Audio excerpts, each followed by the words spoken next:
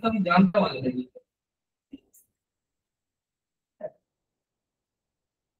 হ্যাঁ, তোমার পরীক্ষা দিয়ে কিন্তু তোমার হোস্টেল সব টাকা ওই পরীক্ষা ওই আমাদের স্টেট গভর্নমেন্টের পরীক্ষার কোনো গুরুত্ব নেই, বেকার পয়সা সময় নষ্ট হয়। তুমি তোমার নিজের ধৈর্য সময় যদি নষ্ট করতে চাও তাহলে স্টেট গভর্নমেন্টের পরীক্ষা দাও। মানে স্টেট গভর্নমেন্টের মানে বলতে চাইছি যেগুলো তোমার এই নর্মাল যেগুলো হচ্ছে, এগুলো নর্মাল হচ্ছে।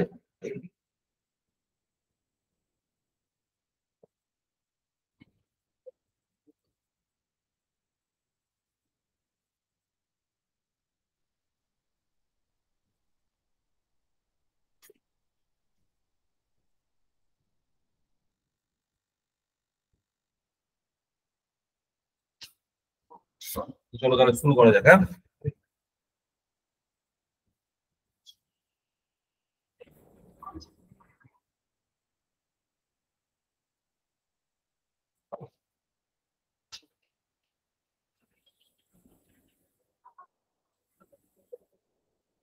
তো পারফরমেন্স অফ ট্রান্সমিশন লাইন, ঠিক আছে, তাহলে শুরু করি।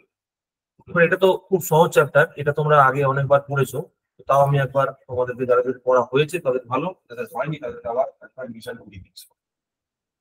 তো প্রথমত দেখো আমাদের কি কি পড়াশোনা হয়েছে। আমাদের মেজর তো এইগুলো চ্যাপ্টার, মেজর চ্যাপ্টার তো এগুলো ছিল আমরা জানি। এবার নেক্সট যে পোর্শনটা আমরা পড়বো সেটা হচ্ছে ট্রান্সমিশন এবং ডিস্ট্রিবিউশনের মধ্যে, সেটা হচ্ছে performance of transmission. Transmission line কত রকম হয়, ঠিক আছে, রকম হয় ট্রান্সমিশন লাইন বলো। 3 রকম। 3 রকম ট্রান্সমিশন লাইন, তাই তো? কি কি? Short, medium, long. Short, medium, long, 3টে টাইপের ট্রান্সমিশন লাইন জেনারেলি হয়ে থাকে। এবার এই যে ট্রান্সমিশন লাইনের যে ক্লাসিফিকেশনটা আছে সেটা আমরা কার ভিত্তিতে করি? একটা ভোল্টেজের ভিত্তিতে হয়, একটা লেন্থের ভিত্তিতে হয়, তাই তো? জেনারেলি যদি 20 কেভির কম হয়ে থাকে, 20 কেভির কম যদি থেকে থাকে তাহলে সেটাকে আমরা কি বলবো? শর্ট ট্রান্সমিশন লাইন বলবো। যদি এই লেন্থটা নিয়ে অনেকে অনেক জায়গায় অনেক রকম লেখা আছে, তো 0 to 50 কিলোমিটারও কিছু কিছু জায়গায় লেখা রয়েছে, কোনো জায়গায় ইভেন লেখা রয়েছে 0 to 80 কিলোমিটারও লেখা আছে কোনো জায়গায়, ঠিক আছে। তো মোটামুটি ধরে রাখো একটা লোয়ার রেঞ্জে 0 to 100 কিলোমিটার, ঠিক আছে। লোয়ার রেঞ্জে 0 to 100 কিলোমিটারটা হচ্ছে তোমার কাছে শর্ট ট্রান্সমিশন লাইনের আন্ডারে পড়বে। 100 to 340 320 এরকম একটা অ্যামাউন্ট আছে, সেটা হচ্ছে তোমার মোটামুটি মিডিয়াম ট্রান্সমিশন লাইনের মধ্যে পড়বে, এবং গ্রেটার দ্যান 320 যদি হয়ে যায় সেটা তোমার লং ট্রান্সমিশন লাইনের ক্ষেত্রে পড়বে। বই অনুযায়ী কিছু কিছু বইতে আলাদা আলাদা আছে, ঠিক আছে, বাট মোটামুটি এইটা। ভোল্টেজ রেঞ্জটা সব জায়গায় আছে, 20 কেবির তলায় হলে শর্ট, 20 থেকে 100 কেবির মধ্যে হলে মিডিয়াম, আর 100 কেবির বেশি হয়ে গেলে সেটা হয়ে যাচ্ছে গিয়ে তোমার লং ট্রান্সমিশন লাইন। এবার এই ট্রান্সমিশন লাইন গুলোকে বোঝার আগে আমাকে 2-3টে বিষয় জানতে হবে। সেটা হচ্ছে কি? সেটা হচ্ছে ভোল্টেজ রেগুলেশন। ট্রান্সমিশন লাইনের ভোল্টেজ রেগুলেশন এইটা কি জিনিস? ট্রান্সমিশন লাইনের ক্ষেত্রে ভোল্টেজ রেগুলেশন এটা কি জিনিস? ট্রান্সমিশন লাইনের হোয়াট ইজ ভোল্টেজ রেগুলেশন, এই ব্যাপারটা একটু বলো তো। একটা ট্রান্সমিশন লাইনের ভোল্টেজ রেগুলেশন কাকে বলে বলো? What is voltage regulation of A transmission line? ধরে নাও আমি একটা শর্ট ট্রান্সমিশন লাইন নিয়ে ডিসকাশন করছি। একটা শর্ট ট্রান্সমিশন লাইনে আমরা আপাতত ধরে নিচ্ছি যে দুটো প্যারামিটার আছে, কেন আছে সেটা পরে ডিসকাস করছি। এইরকম দুটো প্যারামিটার আছে, এদিকের ভোল্টেজ যদি ভিএস হয়ে থাকে, এইখানে যদি একটা কারেন্ট যাচ্ছে আইএস, এইখান দিয়ে কারেন্ট যদি যায় আইআর, এইখানে যদি ভোল্টেজ থাকে ভিআর, এটা যদি ধরো আর রেজিস্ট্যান্স, এটা ধরো এক্সএল তোমার ইন্ডাকটেন্স রয়েছে। তাহলে এই সার্কিটটার জন্য what is the transmission line voltage regulation, মানে ভোল্টেজ রেগুলেশন হবে ট্রান্সমিশন লাইন কত হবে? VS minus VR by VS. VS minus VR by VS. VS VS minus VR. VR, তাই তো? ইনটু 100%, তাই তো? দেখো এই যে কনসেপ্টটা আছে এইটা বিকে মেহতার বইতে দেওয়া আছে, এটা বিকে মেহতার বইতে দেওয়া আছে, বাট এটা 100% কারেক্ট নয়। This is not 100% correct. ভালো করে বুঝতে কি বলতে চাই। স্যার স্ক্রিনটা দেখতে পাচ্ছি না। স্ক্রিন দেখা যাচ্ছে তো? দেখা যাচ্ছে স্যার। আপনার This is- বোর্ডটা আছে আছে, দেখো আছে। This is not 100% correct. ভালো করে বুঝবে ব্যাপারটা কি বলতে চাইছি। দেখো এখানে দুটো কন্ডিশন আছে। একটা কন্ডিশন হচ্ছে যদি লাইনটা নো লোডে থাকে, লাইন যদি নো লোড কন্ডিশনে থাকে, ঠিক আছে। আর একটা হচ্ছে লাইন অন লোড, লাইন আমি যদি লোড কানেকশন করে রাখি। এই দুটো অ্যাসপেক্টে ওইটাতে মানে কনসিডারেশন করেনি, ঠিক আছে। অ্যাকচুয়ালি ভোল্টেজ রেগুলেশন আমরা বার করবো কার সাপেক্ষে সেটা আমাকে বুঝতে হবে। ভোল্টেজ রেগুলেশন বার করবো আমরা সেকেন্ডারি সাপেক্ষে, মানে যেখানে রিসিভিং এন্ড আছে তার সাথে। তাহলে অ্যাকচুয়ালি ফর্মুলাটা হওয়া উচিত ছিল এইরকম, V R no load minus V R full load by V R full load. এইটা আমার কাছে অ্যাকচুয়াল ফর্মুলা হওয়া উচিত ছিল, ইনটু 100%। কি বললাম বুঝতে পারলে? ভোল্টেজ রেগুলেশন আমাদের কখনো এরকম ভাবে বলে না যে ট্রান্সমিশন লাইনের ডান দিক আর বাঁ দিকের মধ্যে কখনো ভোল্টেজ রেগুলেশন আমি বার করতে পারবো না। ভোল্টেজ রেগুলেশন মানে হচ্ছে কোনো একটা পয়েন্টের সাপেক্ষে আমি বার করতে পারবো, এই পয়েন্টের সাপেক্ষে আমি বার করতে পারবো, আইদার লোড কন্ডিশন অথবা নো লোড কন্ডিশন। কিন্তু এইখানে যে ইকুয়েশনটা দিয়েছে, এই ইকুয়েশনটা দেখে কি মনে হচ্ছে? একদিকে সেন্ডিং এন্ড ভোল্টেজ আছে, একদিকে রিসিভিং এন্ড ভোল্টেজ আছে, তাদের ডিফারেন্সকে আমি ভিআর দিয়ে ভাগ করছি, যেটা রিসিভিং এন্ড ভোল্টেজ দিয়ে ভাগ করছি, তাহলে আমি অ্যান্সারটা পাচ্ছি। কিন্তু ভোল্টেজ রেগুলেশন অ্যাকচুয়ালি সেটা নয়। তখনই তোমায় বলবে ভোল্টেজ রেগুলেশন কি জিনিস। Voltage regulation is nothing but receiving এন্ডের নো লোডের ভোল্টেজ মাইনাস রিসিভিং এন্ডের full load voltage divided by receiving এন্ডের ফুল লোড ভোল্টেজ। এবার দেখো রিসিভিং এন্ডের যে নো লোড ভোল্টেজ, ঠিক আছে, ভিআর এনএল যেটা লিখেছি, এইটা কখন পাচ্ছি? যখন আমি এইখানে কোনো লোড লাগাইনি, সেকেন্ডারিতে কোনো লোড নেই বা রিসিভিং এন্ডে কোনো লোড লাগানো হয়নি। সেকেন্ডারিতে যদি কোনো লোড লাগানো না হয়, সেই কন্ডিশনটাকে আমি কি বলছি? নো লোড বলছি। লাইন অন নো লোড, কোনো লোড লাগানো নেই। আর লাইন অন লোড মানে আমি বলতে চাইছি ভিআরএফএল, মানে লাইনটা যখন ফুলি লোডেড কন্ডিশনে আছে। অন লোড মানে হচ্ছে full load, on full load, ঠিক আছে। এইটা হচ্ছে অ্যাকচুয়ালি তোমার definition of voltage regulation in terms of transmission line. Transmission লাইনের জন্য এইটা ট্রু, ঠিক আছে। কারণ ভোল্টেজ রেগুলেশন আরো দুটো জিনিসের আমরা বার করি, একটা অল্টারনেটরের ভোল্টেজ রেগুলেশন বার করি আর একটা ট্রান্সফরমারের ভোল্টেজ রেগুলেশন বার করি। তো ট্রান্সমিশন লাইনের জন্য ব্যাপারটা আলাদা, আর ট্রান্সফরমার আর অল্টারনেটরের জন্য ব্যাপারটা আলাদা। তাহলে এখানে এই যে ফর্মুলাটা লিখেছি, this is for the transmission line. কিন্তু দেখা যাচ্ছে কি আমরা কনসিডার করে নিচ্ছি কি যে this is nothing but equal to closely equal to VS. মানে আমরা ধরে নিচ্ছি যখন এখানে কোনো লোড থাকবে না, তখন এর মধ্যে দিয়ে কোনো কারেন্ট ফ্লো হচ্ছে না বলে আমরা ধরে নিচ্ছি। লোড না থাকলে কারেন্ট ফ্লো না হওয়ার কথা, যেহেতু লোড নেই সেকেন্ডারিতে ভিআর, তার মানে কোনো কারেন্ট ফ্লো না হওয়ার কথা। তো আমি ধরে নিচ্ছি যে কোনো কারেন্ট ফ্লো হচ্ছে না, সেই ধরে নেওয়াটাও আমার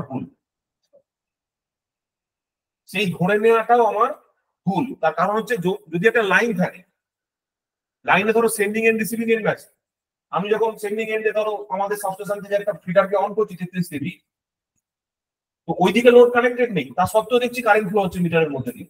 ওইটা কি কারেন্ট? Charging current. তার মানে কারেন্ট এর মধ্যে দিয়ে সবসময়তেই ফ্লো হচ্ছে, ঠিক আছে। কারেন্ট এর মধ্যে দিয়ে সবসময়তেই ফ্লো হচ্ছে।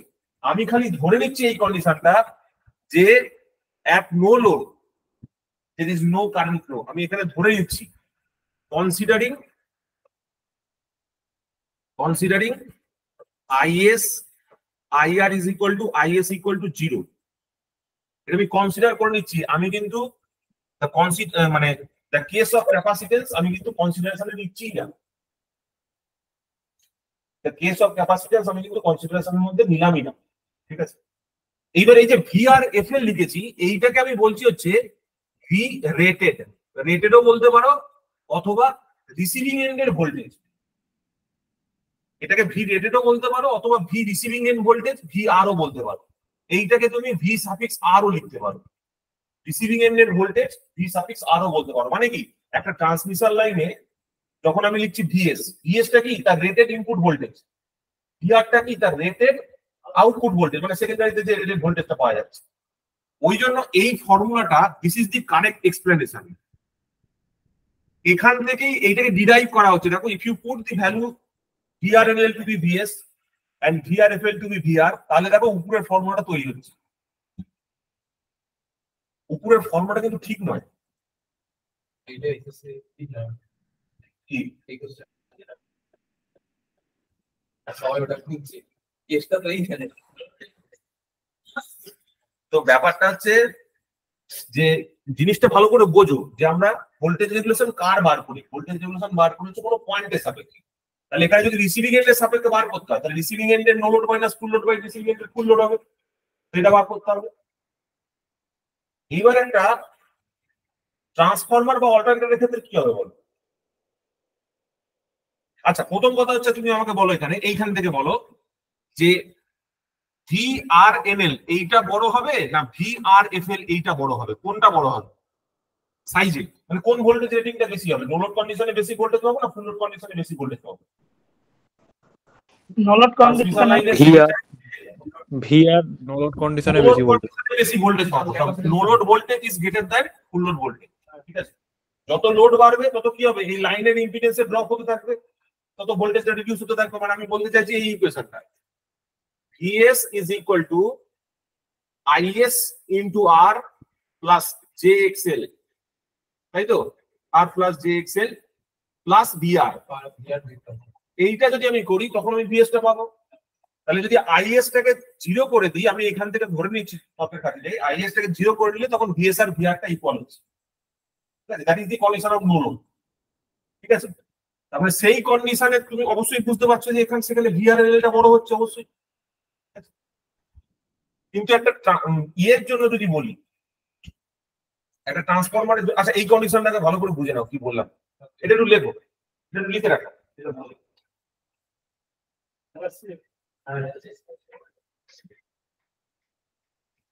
কারণ কোনো কোর্সে কারণ কোনো জিজ্ঞাসা থাকে বলবে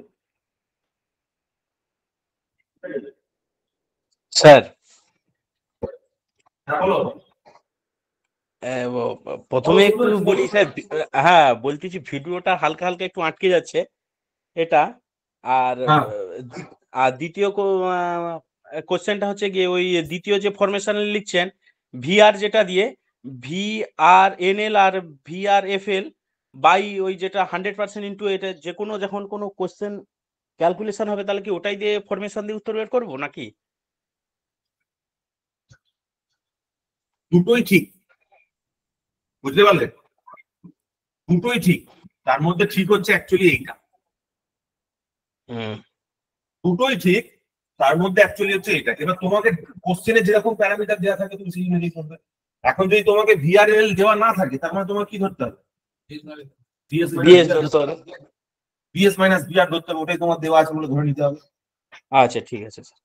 ঠিক আছে।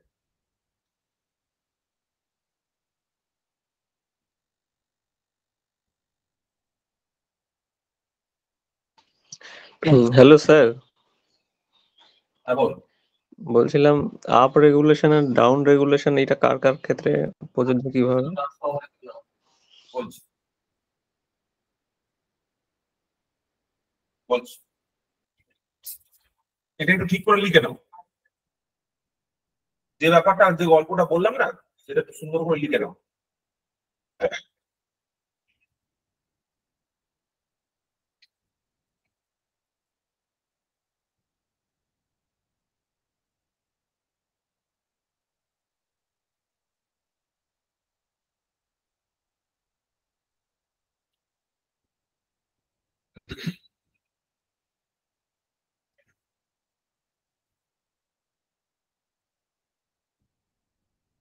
এবার একটা নোট লেখো।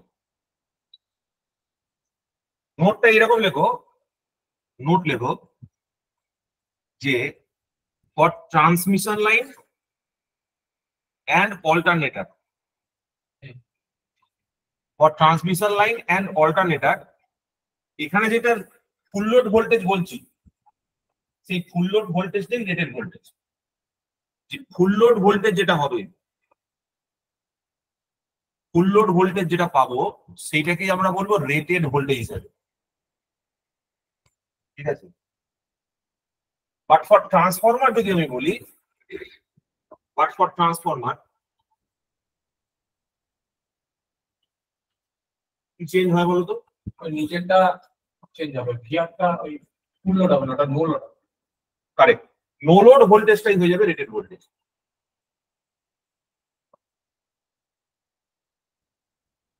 No load voltage is equal to rated voltage.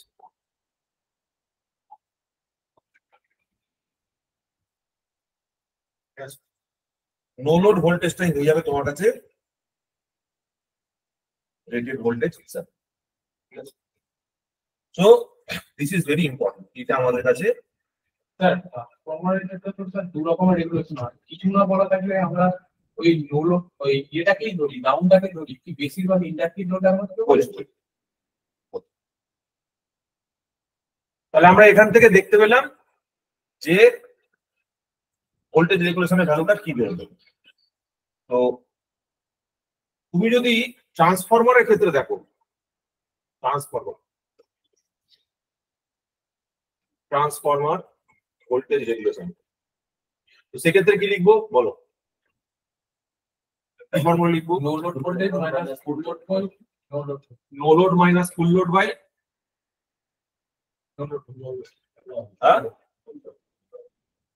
বলো কি লিখবো? নো লোড স্যার, তুমি যেটাই লিখবে সেই অনুযায়ী রেগুলেশনটা, নো লোড নো লোড, তুমি যাই লিখবে সেই অনুযায়ী রেগুলেশনটা কিভাবে বলছি শোনো। স্যার নো লোড লিখবো, দেখো তো বলছি, তুমি ফুল লোড লেখো প্রথমে, ঠিক আছে? প্রথমে তুমি ফুল লোড লেখো। তুমি আমাকে বলো যে VNL বড় না VFL বড়? VNL বড়, তাই তো? তাহলে VNL যদি বড় হয় তাহলে এই রেশিওটা ছোট হলো না বড় হলো? যেহেতু এই সংখ্যাটা ছোট, যেহেতু VFL এটা ছোট, বড় তাহলে এটা বড় হলো, বড় তাহলে এটা হয়ে গেল আপ রেগুলেশন। মানে যার জন্য রেগুলেশনের ভ্যালুটা বেশি আসবে সেটা হচ্ছে আপ রেগুলেশন। এবার উল্টো দিকটা তুমি যদি কল্পনা করো, VNL minus FL by VNL, overall term নিচের টার্মটা কি হচ্ছে? নিচের টার্মটা বড় হচ্ছে, তাহলে উপরের টোটাল টার্মটা কি হবে? ছোট। ছোট হয়ে যাবে। ছোট, তাহলে এটা আমার কাছে কি আছে? Down regulation.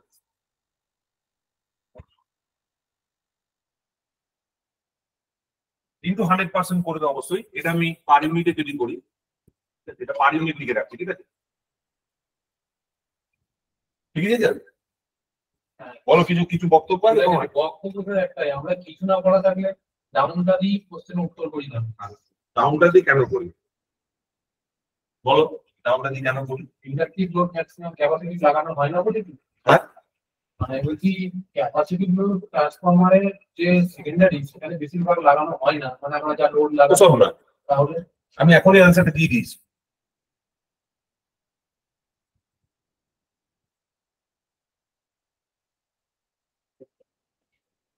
কি নো লোড ভোল্টেজটা কি বলছো? Rated voltage. তুমি কি ফুল লোডটা কত হবে সেটা জানো? লোডের উপরে ডিপেন্ড করবে। ভোল্টেজ কত হবে সেটা কি তুমি কোনো ফুল লোড সময় বলতে পারবে? কত না লোড স্যার, আছে এটা বলা তার যাবে উপর depend করতে হবে, সেটা তো ভ্যারিয়েবল প্যারামিটার। এই VFL টা কখনো কত কখনো লোড দেবে, সেটা সেই ইনস্ট্যান্টে যতটা লোড থাকবে তার উপর হবে, কিন্তু VNL টা তো ফিক্স। ভালো করে বোঝো কি বলতে চাইছি। ধরো ট্রান্সফরমারে একটা লোড লাগানো আছে, লোড তো ডিসাইড করবে VFL কত হবে। যত লোড লাগাবে সেই, অনেকে বলতে পারে স্যার আমি ফুল লোডটা তোমার ফিক্স। আরে ফুল লোড ফিক্স কে বলেছে তোমাকে? তুমি ট্রান্সফরমারের উপর 110% লোডিং করতে পারো, জানো তো? 120% লোডিং করতে পারো। ট্রান্সফরমারের তো কখনো ফিক্সড লোডিং তো থাকে না, সবসময় লোড ভ্যারি করছে। সেটা কোনটা ভ্যারি করছে? ফুল লোডটা ভ্যারি করছে। at every instant of time full load always থাকে। প্রত্যেকটা টাইমে তো তুমি যদি ট্রান্সফরমারকে দেখো, ট্রান্সফরমারের কারেন্ট রেটিং দেখো, ও দেখো সবসময় কারেন্টটা কমা বাড়া করেই যাচ্ছে। দিনের বিভিন্ন সময় আমরা তো ট্রান্সফরমার রিডিং দেখছি, কন্টিনিউয়াসলি রিডিং ভ্যারি করে যাচ্ছে, কখনো 90 অ্যাম্পিয়ার, কখনো 100 অ্যাম্পিয়ার, ঠিক আছে, কখনো 25 অ্যাম্পিয়ার, কখনো রাত্রিবেলার দিকে আরো কমে যাচ্ছে, আবার গ্রীষ্মকালে রাত্রিবেলার দিকে আরো বেড়ে যাচ্ছে। তার মানে কি ফুল লোড ভ্যালুটাকে তো আমি কখনো জানতে পারবো না। আমার কাছে ওই জন্যই তো আমি ভিএনএলটাকে রেটেড বলেছি, বুঝতে পেরেছো? আর আমরা যখন বইতেও পড়ি তখন দেখবে এইটাই পড়ি, এই কেসটাই পড়ি, NL minus FL by NL. তো আশা করি বুঝতে পারলে যে ট্রান্সফরমারের ভোল্টেজ রেগুলেশনটা কি জিনিস। আচ্ছা, অল্টারনেটরের ক্ষেত্রে ট্রান্সমিশন লাইনের মতোই হবে। ইপিএইচ মানে ইপিএইচ বাই ইপিএইচ। তো এইটা একটু লিখে রাখো, যে ভোল্টেজ রেগুলেশনের ব্যাপারটা একটু গল্পটা লিখে রাখো, কার কার ক্ষেত্রে কিরকম কি ভোল্টেজ রেগুলেশন হচ্ছে সেটা একটু। স্যার এই আপ রেগুলেশন ডাউন রেগুলেশন মানে সবগুলোর ক্ষেত্রেই প্রযোজ্য, অল্টারনেটর ট্রান্সমিশন লাইনটা বা ট্রান্সফরমার সবগুলোর ক্ষেত্রেই প্রযোজ্য?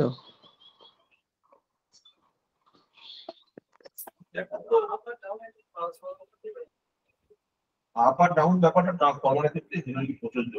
আর কোনো বই দেখি হ্যাঁ। টেম্পারেচার শুধুমাত্র ওই শব্দটা দেওয়া আছে, দু রকমের। কোনো জায়গায় পাইনি আমি। জেনারেলি তলায় রেটেডটা কি রাখা হয় দেখতে পাচ্ছ, এখানে দেখো তলায় রেটেডটা আছে, দেখো এর তলায় রেটেডটা আছে না, এটা তো রেটেড। তলায় সবসময় কি থাকে, রেটেডটা থাকে, রেশিও। তুমি খেয়াল করে দেখো, রেশিওটা যখন বার করছো দুটো ভোল্টেজের difference divided by the rated quantity. একটু ডিটেইলে বুঝলে দেখলে এটা বুঝতে পারবে। তার আমি কি এখানে রেটেড কোয়ান্টিটি কোনটা আছে, রেটেড কোয়ান্টিটি ভিএনএল আছে, সবসময় এটা ধরেই চলতে হবে আমাদের। এটা একটাই জিজ্ঞেস করলো বলে তাই বললাম, এটা অ্যাকচুয়ালি একটা কনসেপ্টের মতো বলা হয়েছে, কনসেপচুয়াল ব্যাপার। একটা কনসিডার তুমি সবসময় এটাকেই করবে, কারণ আমি তো এফএলটা জানি না, এফএলটা তো ভ্যারি করবে সবসময়। যদি লোডটা বারবার ভ্যারি করে তখন কি তোমার রেজাল্টটা রেগুলেশনটা ঠিকঠাক আসবে? উপরেও তো ভ্যারিয়েশন হবে। উপরে ভ্যারিয়েশনটা ঠিক আছে, উপরে তো ডিফারেন্স। তুমি দেখো একটা রেশিওতে তুমি যদি সব কটা প্যারামিটার ভ্যারি করো তাহলে তো রেশিওটা ঠিক, কি বলবো, ক্যালকুলেশনটা ঠিক হলো না। তুমি তো চাইবে যে রেশিওটা একটা প্যারামিটার ভ্যারি করো, তাহলে তোমার রেজাল্টটা তাড়াতাড়ি আসবে। এখানে যদি তোমার নিচের প্যারামিটারটা ভ্যারি করে, উপরের প্যারামিটারটা ভ্যারি করে, তাহলে তোমার রেশিওটা বারবার চেঞ্জ করতে হবে, রেশিওর ফিগারটা বারবার চেঞ্জ হবে। যদিও সেটা অ্যাজ কিছু প্রবলেমেটিক নয়, বাট জেনারেলি রেটেড প্যারামিটারকে আমরা তলায় রাখি। এটা হয়ে গেল ভোল্টেজ রেগুলেশন। এবার দেখো নেক্সট, এইখানে আমি যে ট্রান্সমিশন লাইনটা এঁকেছিলাম সেই ট্রান্সমিশন লাইনের ভোল্টেজ রেগুলেশনটাকে দেখো, এই শর্ট ট্রান্সমিশন লাইনে তুমি যদি বলো একটা, তো শর্ট ট্রান্সমিশন লাইনের ক্ষেত্রে ধরো একটা আর আছে, একটা এল আছে, এটা ধরো ভিএস আছে, এটা ধরো আইএস আছে, এটা আর আছে, এক্সএল আছে, ভিআর আছে, এটা ধরো আইআর আছে, এই টোটালটাকে একটা জেড ধরে নাও। তাহলে এখানে যদি আমি আমাদের ইয়েটা লাগাই, কি বলে, ভোল্ট কেভিএলটা লাগাই, তাহলে কেভিএল লাগালে কি লিখতে পারো, VS is equal to VR plus IS by R plus J IS into Z, তাই তো? এরকম একটা লিখতে পারবো। এবার দেখো এই জেডটাকে আমরা কি লিখতে পারি, আর প্লাস জে। জেডটাকে আমরা লিখতে পারি হচ্ছে আর প্লাস জে এক্সএল, এইভাবে লিখতে পারি। আর আইটাকে কি লিখতে পারি, এটা আইআর আইটাকে আমরা, জেডটাকে তুমি জেড আর প্লাস জে এক্সএল এই ফর্মে লিখতে পারো। আর একটা এরকম ভাবে লিখতে পারো mod Z angle theta, because এটা তো একটা ভেক্টর। তুমি এটাকে এরকম ভাবে লিখতে পারো মড জেড অ্যাঙ্গেল থিটা, এই ফর্মেও লিখতে পারো। ভেক্টর কোয়ান্টিটি নয়, vector reference is into Z. তো এখান থেকে দেখো আইএস টাকে আমি কি লিখতে পারি, আইএস টাকে লিখতে পারি, আইএস যে কোনো একটা তোমার ম্যাগনিটিউড অ্যাঙ্গেল যে কোনো একটা কিছু, ধরো ফর এক্সাম্পল 5 ধরে নিচ্ছি। যে কোনো একটা অ্যাঙ্গেল আমি ধরে নিলাম ফাই, এটা প্লাসও হতে পারে মাইনাসও হতে পারে, তাই তো? তাদের এটা বুঝতে অসুবিধা হচ্ছে, তারা একটু ফেজার ডায়াগ্রাম থেকে শুরু করবে। ধরো এটা একটা, ধরো ভিআর কে রেফারেন্স ধরো, যদি ইন্ডাকটিভ লোড কনসিডার করে, যদি ইন্ডাকটিভ লোড হয় তাহলে আইআরটা কোন দিকে থাকা উচিত? এরকম নিচের দিকে এরকম একটা জায়গায় আইআর থাকা উচিত। তাহলে যদি এই দিকে আইআর থাকে, আইআর ইন্টু আরটা এই বরাবর থাকা উচিত, আইআর ইন্টু আরটা এই বরাবর থাকা উচিত। এখান থেকে 90 ডিগ্রি, এবার এদের থেকে 90 ডিগ্রি উপরে আইআর ইন্টু এক্সেল থাকা উচিত। আর এই দুটোকে যোগ করলে তুমি কি পাবে? জিএস পাবে, ঠিক আছে? তাহলে এইখানে যে ভিআর আর আইআর এর মধ্যে অ্যাঙ্গেল, এখানে আইআরও যেটা আইএসও সেটা, অবশ্যই এখানে যা দেখতেই পাচ্ছ আইএস আর আইআর একই সিরিজ সার্কিট, তাই তো? মানে লোডের এবার এই যে অ্যাঙ্গেলটা তুমি বলছো এইটাই হচ্ছে তোমার ফাই, এই যে অ্যাঙ্গেলটা তুমি বলছো এই অ্যাঙ্গেলটাই হচ্ছে তোমার ফাই। আর এই যে অ্যাঙ্গেলটা বেরোচ্ছে থিটার রেসপেক্টে যে অ্যাঙ্গেলটা বেরোচ্ছে সেটা কি ইম্পিডেন্স অ্যাঙ্গেল, সেটা আলাদা জিনিস। বেসড অন ওই আর প্লাস জে এক্স এর থেকে ওই পোলার ফর্ম আর রেক্ট্যাঙ্গুলার ফর্ম কনভার্সন করলে cos phi সেটা দিয়ে যে অ্যাঙ্গেল বেরোচ্ছে এবার প্লাস মাইনাস করে আয়ের পাশে সেই অ্যাঙ্গেলটা নিতে হবে। হ্যাঁ, এইবার হ্যাঁ এটা হচ্ছে তোমার পাওয়ার ফ্যাক্টর অ্যাঙ্গেল। এখানে ফাই যেটা বেরোলো সেটা হচ্ছে পাওয়ার ফ্যাক্টর অ্যাঙ্গেল, আর এই যে থিটা যেটা বেরিয়েছে সেটা হচ্ছে তোমার ইম্পিডেন্স অ্যাঙ্গেল। এইবার এইখানে ধরো দুটো সাইন আমি দেখিয়েছি, একটা হচ্ছে পজিটিভ ফাইল দেখিয়েছি, একটা নেগেটিভ ফাইল দেখিয়েছি। যদি অ্যাঙ্গেলটা নেগেটিভ হয়, ঠিক আছে, তাহলে লোডটা কিরকম হওয়া উচিত? ইন্ডাকটিভ লোড, তাহলে লোডটা ইন্ডাকটিভ লোড হওয়া উচিত, ঠিক আছে? আর যদি, বিকজ তোমরা এটা সিম্পলি মনে রাখবে, দেখো এই মেন ফেজরের থেকে যদি ক্লকওয়াইজ মুভমেন্ট হয় তাহলে অ্যাঙ্গেলটা নেগেটিভ হবে। আমি এখানে যেহেতু অ্যারো দিয়েছি ওই জন্য সাইনটা দেখাইনি। যদি আমি এখানে অ্যারো না দেখাতাম, যদি আমি ফর এক্সাম্পল এখানে অ্যারো না দেখাতাম, অ্যারো না দেখালে তখন আমাকে সাইনটা দেখাতে হতো মাইনাস সাইন। যেহেতু আমি আগে অ্যারো দেখিয়েছিলাম ওই জন্য আমি সাইনটা দেখাইনি, এবার আমি অ্যারো তুলে দিচ্ছি, সাইনটা দেখাচ্ছি। অ্যারো আর সাইন দুটোকে একসাথে দেখানো যাবে না, ঠিক আছে? এটা কিন্তু খেয়াল রাখবে, অ্যারোটা অ্যাকচুয়ালি সাইনটা ইন্ডিকেট করে, অ্যারো ডাইরেকশনটা সাইনটা অ্যাকচুয়ালি ইন্ডিকেট করে, তাই তো? তো এই মাইনাসটা অ্যাকচুয়ালি তোমার কাকে ইন্ডিকেট করছে? ইন্ডাকটিভ লোড, ল্যাগিং লোডকে ইন্ডিকেট করছে। আর এইটা আমার কাছে লিডিং লোডকে ইন্ডিকেট করছে। যাই হোক, তাহলে ওই যে আর থিটা ফরম্যাটে তুমি যদি লেখো, ঠিক আছে, আর থিটাকে কি লেখা যায়? আর অ্যাঙ্গেল থিটাকে কি লেখা যায়? এটা তো পোলার ফর্ম, রেক্ট্যাঙ্গুলার ফর্মে কি লেখা হয়? cos theta minus j sin theta. আর cos থিটা প্লাস যে সাইন j আর sin থিটা। যেটা হবে তাহলে এইখানে তুমি কি লিখবে? এইটাকে তুমি কি লিখবে? ধরো আইএস cos phi, তাই তো, হ্যাঁ, প্লাস জে বা আই ধরো sin phi, J sin phi লিখে রাখছি, ইন্ডাকটিভ মাইনাস হবে তখন। ঠিক আছে? সে প্লাস মাইনাসটা আমরা পরে দেখছি, তুমি এখানে প্লাস মাইনাস লিখে দাও, প্রয়োজন মনে হলে প্লাস মাইনাস লিখে দাও। হ্যাঁ, তোমাদের তর্কের খাতিরে এটাকে প্লাস মাইনাস লিখে দাও, যখন যেটা হবে সেই অনুযায়ী আমি এটাকে বসাবো। তাহলে এটা হয়ে গেল আমার রিপ্রেজেন্টেশন। তাহলে ওইদিকে জেডটাকে কি লেখা যাচ্ছে? জেডটাকে ওই আর প্লাস জে এক্সেল ওইভাবে লেখা যাচ্ছে। তাহলে এখান থেকে দেখো আমি যেটা বার করতে চাইছি, ভিএস মাইনাস ভিআর, এইটা সমান সমান কত আসছে? আইএস এর জায়গায় লিখবো is cos phi plus minus J sin phi, তাই তো? আর ওখানে জেড এর জায়গায় লিখবো কি? মড জেড বা শুধু জেড অ্যাঙ্গেল থিটা। মানে এবার অ্যাঙ্গেল থিটার জায়গায় কি লিখবো? আর ওই তুমি এটাকে তুমি আর প্লাস জে এক্সেল ফর্মে লিখে দাও, সহজ আর প্লাস জে এক্সেল ফর্মে লিখে দাও।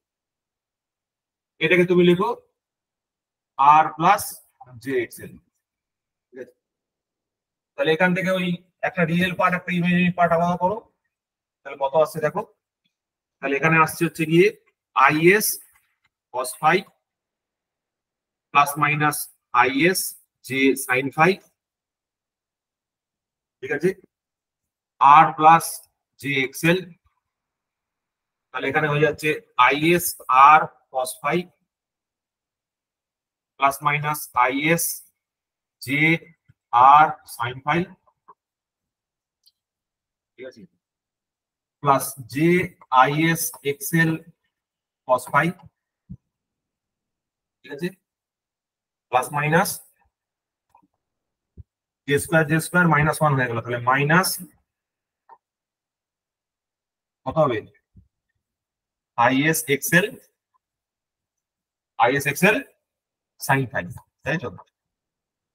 তো এরকম একটা টার্ম চলে এলো, মানে একটা জে দিয়ে টার্ম এলো আর একটা তোমার রিয়েল পার্ট এলো। তাহলে রিয়েল পার্টটাকে একত্রিত করো, IS into R cos phi minus IS into XL sine phi, ঠিক আছে। আর বাদ বাকি ওইদিকে জে দিয়ে কম্পোনেন্টটা প্লাস মাইনাস হয়ে পড়ে রইলো। আমি এদিকে যে কম্পোনেন্টটা লিখলাম না, যে কম্পোনেন্টটা প্লাস মাইনাস ভেতরে পড়ে রইলো, ঠিক আছে। তাহলে IR cos phi minus IS XL sine phi. তো এখানে শুধু মাইনাস লিখলে হবে না, বিকজ এখানে দেখো প্লাস আছে, তো এটা মাইনাস প্লাসটা যেটা প্লাস মাইনাস ফর্মে ছিল ওটাকে আমি মাইনাস প্লাস ফর্মে লিখলাম, ঠিক আছে। IS into R cos phi, IS into R cos phi minus plus IS into X sine phi, ঠিক আছে। এবার দেখো, তো দুটো কেস এখান থেকে তৈরি হলো। একটা হচ্ছে যদি আমি এর ম্যাগনিটিউডটা, এই যে উপরে যে ভেক্টরটা লিখেছি, এই ভিএস মাইনাস ভিআর, এই ভেক্টরটার একটা ম্যাগনিটিউড ফর্ম থাকবে, মানে একটা এক্স ফর্ম থাকবে, একটা জে এর পরে এর পার্টটা থাকবে। তাহলে আমি যদি এর শুধু ম্যাগনিটিউড ফর্মটা নিই, ভিএস মাইনাস ভিআর, এইটা সমান সমান কত হবে? শুধুমাত্র এর রিয়েল পার্টটা করে থাকবে IS into R cos phi minus plus IS into XL sine phi, এটা করে থাকবে।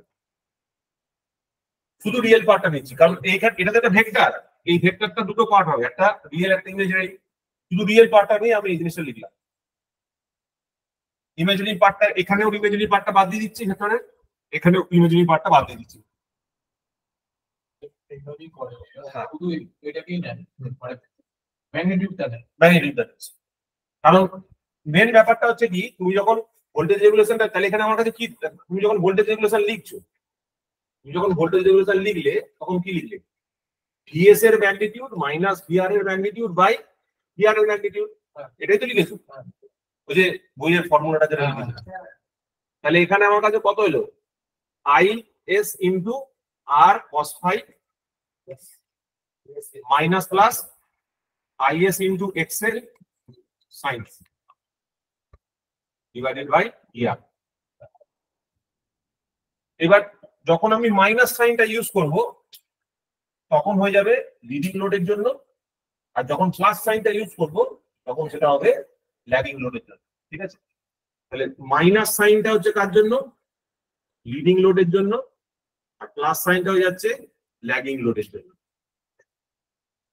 প্লাস সাইনটা হয়ে যাচ্ছে গিয়ে তোমার ল্যাগিং লোডের জন্য, ঠিক আছে।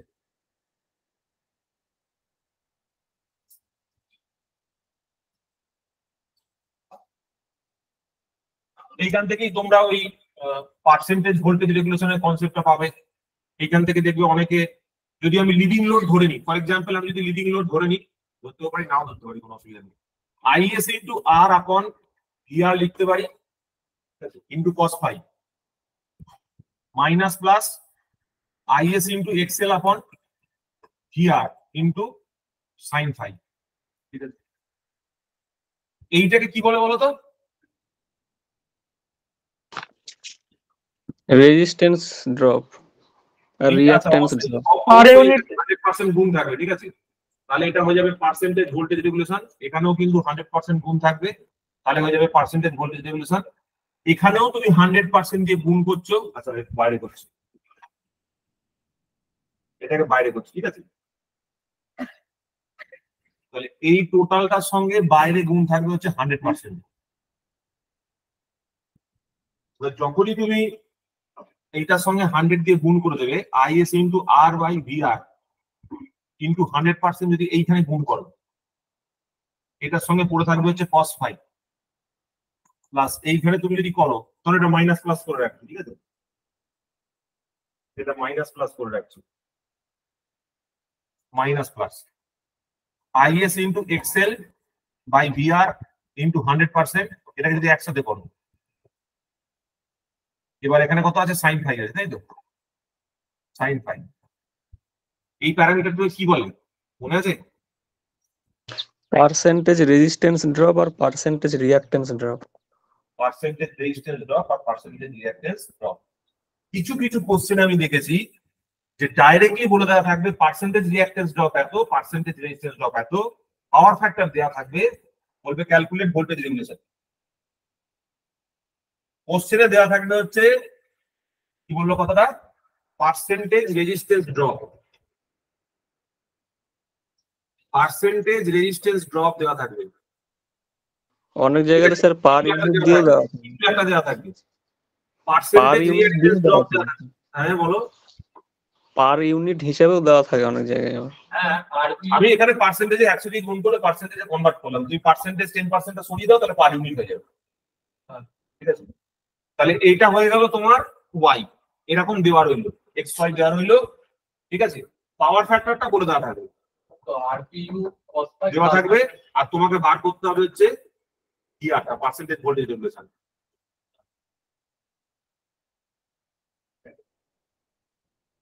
আবার ওরা যেটা বলছে কিছু কিছু জায়গায় আরপিইউ দেওয়া থাকবে। যখন আরপিইউ দেওয়া থাকবে তখন কি হয়ে যাবে, এইটুকু হচ্ছে আমার কাছে আরপিইউ, ঠিক আছে, এইটা হচ্ছে আমার কাছে আরপিইউ, এইটা হচ্ছে আমার কাছে এক্সপিইউ, এইটা হচ্ছে আমার কাছে আরপিইউ, এইটা হচ্ছে আমার কাছে আরপিইউ, এইটা হচ্ছে আমার কাছে এক্সপিইউ।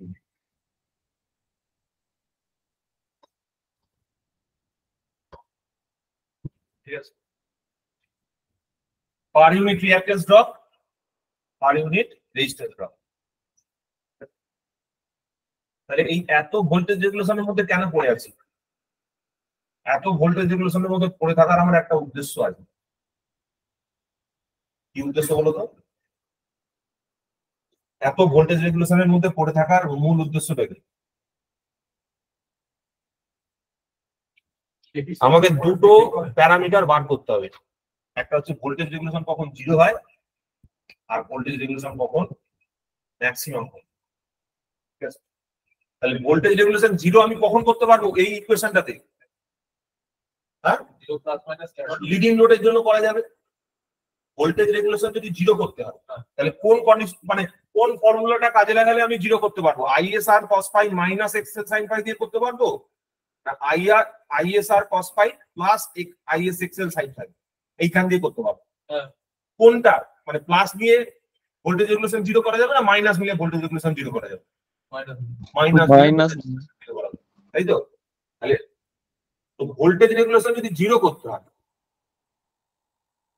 ভোল্টেজ রেগুলেশন যদি 0 করতে হয় তাহলে the load must be leading in nature, load must be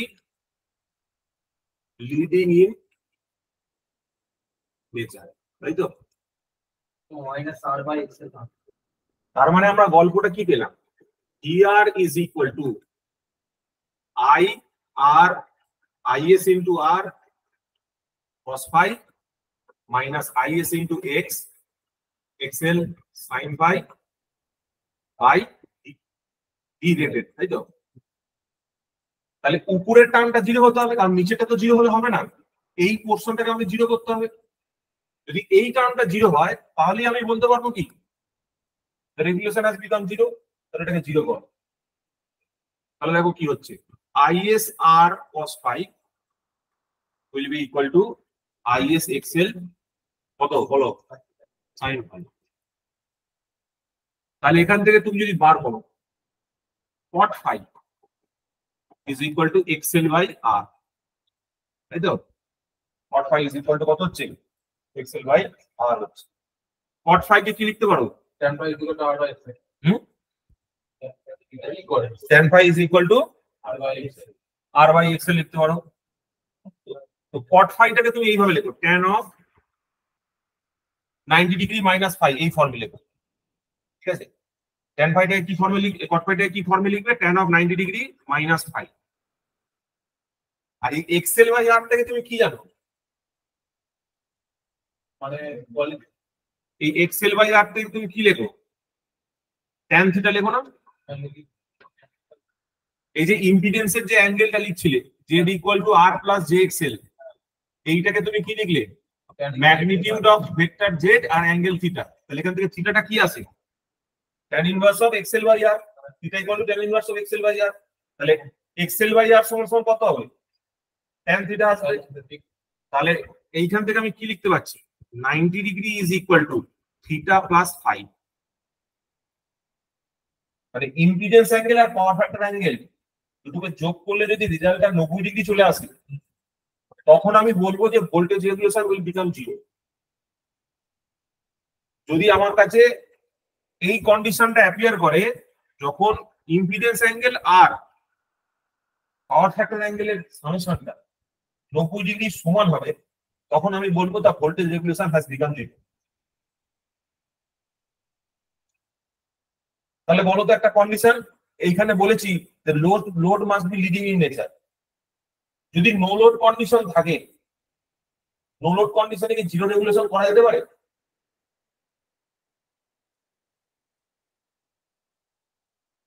no load কন্ডিশনে কি জিরো রেগুলেশন করা যেতে পারে? হ্যাঁ স্যার যাবে। জিরো তো হবে, কারণ আইএসটা জিরো যদি হয়ে যায় তাহলে কি বলো, নো লোড কন্ডিশনে রেগুলেশনটাকে কি জিরো করা যাবে? নো লোড কন্ডিশন মানেই তো তাই। নো লোড কন্ডিশন মানে কি? Is equal to zero. পুরো ফর্মুলাটা আইএস ইকুয়াল টু জিরো বসিয়ে দাও, তাহলে ভিআর জিরো হবে না? VS is equal to VR হয়ে যাচ্ছে না? জিরো হবে তো। হুম। নো লোড কন্ডিশনে আইএস ইকুয়াল টু জিরো এই ফর্মুলাটা পুট করো, তাহলে ভিআর ইকুয়াল টু জিরো বেরিয়ে আসবে তো। তার মানে এখান থেকে আরো একটা জিনিস বোঝা গেল, কি বলতো? যদি কোনো নো লোড কন্ডিশন থাকে, জেনারেলি সার্কিটটা কি হলো? যদি কোনো সার্কিট ধরো নো লোড কন্ডিশন ক্যাপাসিটিভ তুমি ইনডাইরেক্টলি বুঝতে পারছো যে কিছু যদি নাও থাকে তাহলে ক্যাপাসিটেন্স সার্কিটের মধ্যে প্রেজেন্ট আছে, আমি ওটাকে অ্যাবসলিউটলি জিরো করতে পারবো না। Capacitance can not be neglected. Capacitance আমরা কোনো মতে নেগলেক্ট করতে পারবো না, সে যত কম ভ্যালুই থাকুক না কেন, পার্টলি ক্যাপাসিটিভ ইন নেচার হবে।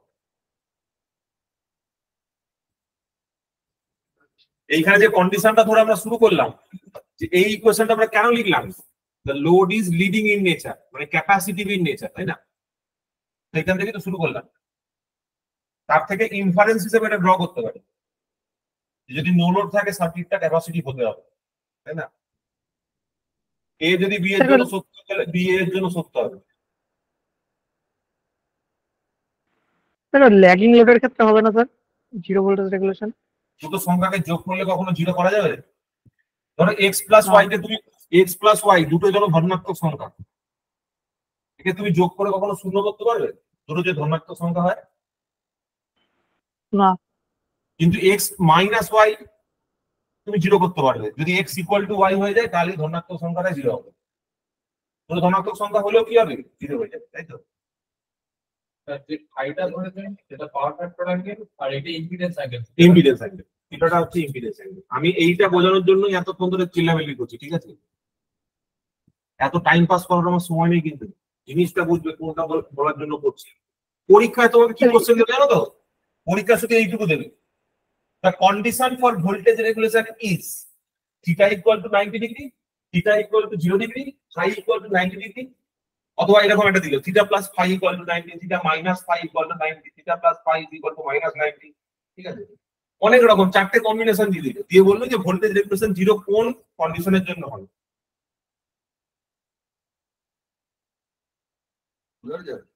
পজিটিভ জিরো আর নেগেটিভ তিনটে ক্যাপাসিটি দেওয়া, পজিটিভ হয় ছিল ব্যাস হয়েছে। চলো তাহলে শুরু করা যাক। নেক্সট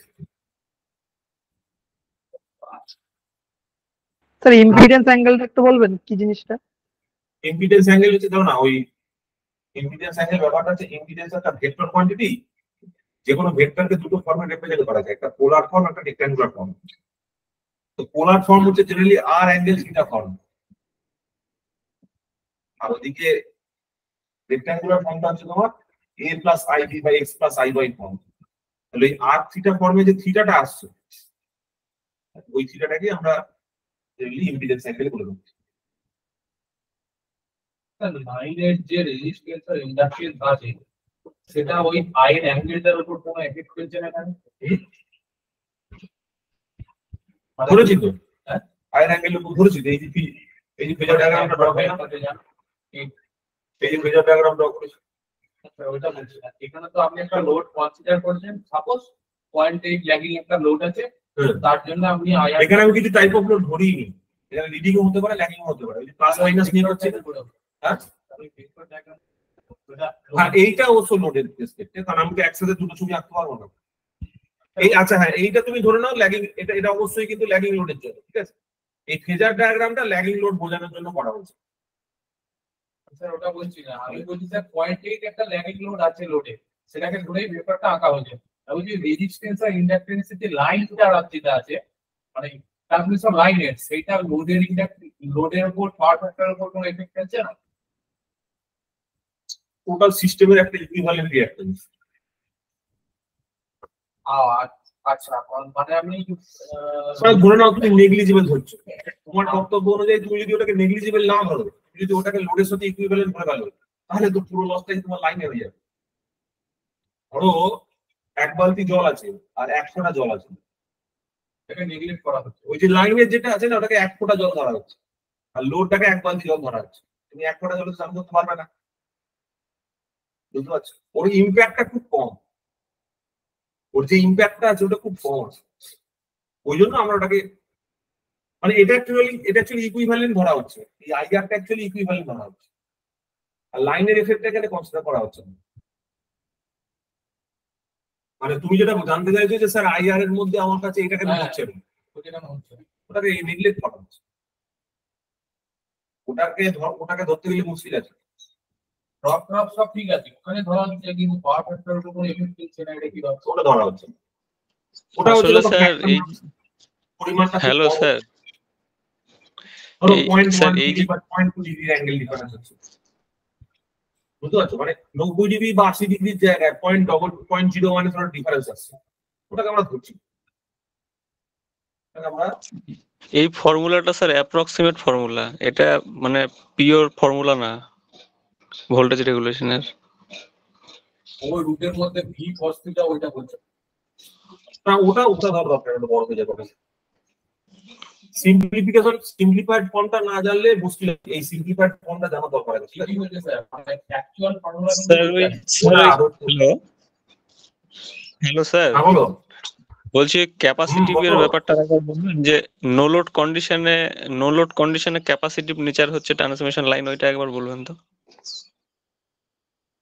না জেনারেলি দেখো, আমি একটা ইনফারেন্সের মতো বললাম। ইনফারেন্স মানে বুঝো, মানে ধরে নিলাম মানে ধরো কারোর ছেলেকে দেখতে ফর্সা, তাহলে তার বাবা ফর্সা হওয়ার চান্স বেশি। কারোর ছেলে যদি কালো হয় তাহলে তার বাবা কালো হওয়ার চান্স বেশি। তার মানে আমি কি বলেছি, ভোল্টেজ রেগুলেশন মানে ইন্ডাকটিভ লোড, এই ক্যাপাসিটিভ লোডের জন্য ভোল্টেজ রেগুলেশন 0 হচ্ছে। স্টেটমেন্ট আছে ক্যাপাসিটিভ লোডের জন্য ভোল্টেজ রেগুলেশন 0 হচ্ছে, তাহলে আমি এটা বলতে পারি যে ভোল্টেজ রেগুলেশন 0 হচ্ছে ক্যাপাসিটিভ লোডের জন্য, আবার ভোল্টেজ রেগুলেশন 0 হচ্ছে নো লোড কন্ডিশনের জন্য।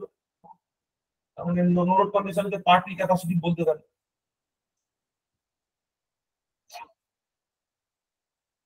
ইনফারেন্স মানে হচ্ছে কম্পারিজন করে, যদি a ইকুয়াল টু b হয়, b ইকুয়াল টু c হয়, তাহলে a ইকুয়াল টু c বলতে পারি। বুঝতে পারলে কি বললাম? এটা তো মাথা খাওয়ার জন্য বলেছি, বুঝতে পারলে? হ্যাঁ কি ব্যাপার, কি ব্যাপার? ইনফারেন্স শিখতে হবে, নাহলে মুশকিল আছে, নাহলে কোনো জিনিসকে মনে রাখা যাবে না। তাহলে ভোল্টেজ রেগুলেশনকে যদি আমি ম্যাক্সিমাম করে দিই কখন হবে? ক্লাস নিতে হবে, হুম, ক্লাস ক্লাস নিতে হবে, নিতে হবে। আর ইন্ডাকটিভ লোড হবে এক্সেল বাই আর হবে। করো, বার করো, তাহলে কন্ডিশনটা বার করো।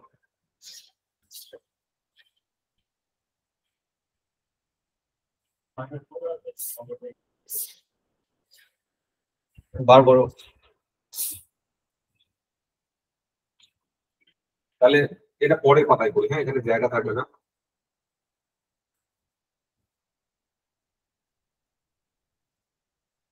Voltage regulation is maximum at, আমরা কি বলবো, ল্যাগিং লোডের জন্য বলবো। এবার ম্যাক্সিমাম বার করার উপায়টা কি বলো? ডি ডিভিআর, ঠিক আছে, ডিডিভিআর অফ ভেতরেরটা। ভিআর কত বেরিয়েছিল? আইএসআর cos phi মাইনাস, এটা ডিডিভিআর না, ডিডি5 আই এর রেসপেক্ট, ডিডি5 of IR cos phi IS sin phi into X L by VR. এটাকে স্যার তুমি এখানে phi এর রেসপেক্ট, এখানে স্যার পজিটিভ টার্মটা নেওয়া উচিত ছিল, কারণ পজিটিভ টার্মই তো বেশি। সবকিছু টেস্ট করা উচিত আমাদের, বুঝলে? তোমরা দেখছো কিনা। তাহলে cos phi হলে কত হবে? আইএস ইনটু আর,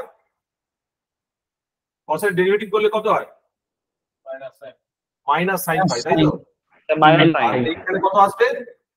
তাহলে একটা cos is cos xl IS into cos phi into XL, তাই তো? আচ্ছা, ডিভাইডেড বাই কত হবে?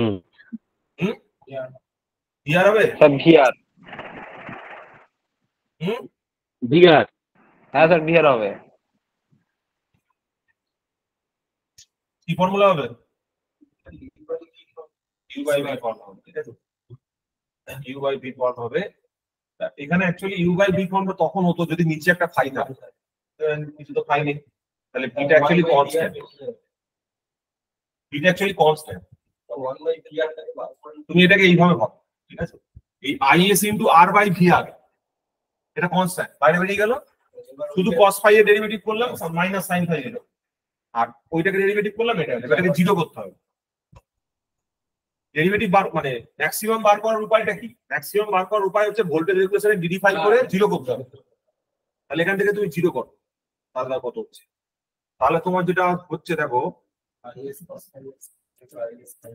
XL cos phi is equal to R sin phi, তাই তো? তাহলে tan phi is equal to tan theta হয়ে যাচ্ছে, দেখো তো হচ্ছে তো? তাহলে phi is equal to theta. যদি phi ইকুয়াল টু থিটা হয়ে যায় তাহলে আমি কি বলতে পারবো? The voltage regulation has become maximum. The condition for maximum voltage regulation. Condition for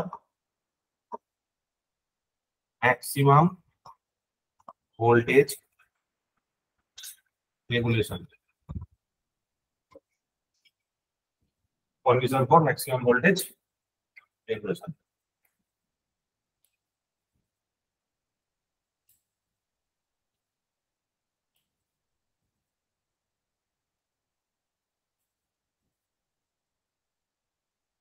আচ্ছা, এবার বলো তো, এই দুটোকে একসাথে জাস্টিফাই করতে হবে, তাহলে কি করব? আমার ম্যাক্সিমাম রেগুলেশনও চাই, ম্যাক্সিমাম মিনিমাম জিরো রেগুলেশন, এটা হবে? ম্যাক্সিমাম রেগুলেশন হবে, আবার জিরো রেগুলেশন হবে। ম্যাক্সিমাম রেগুলেশন হবে, আবার জিরো রেগুলেশন হবে।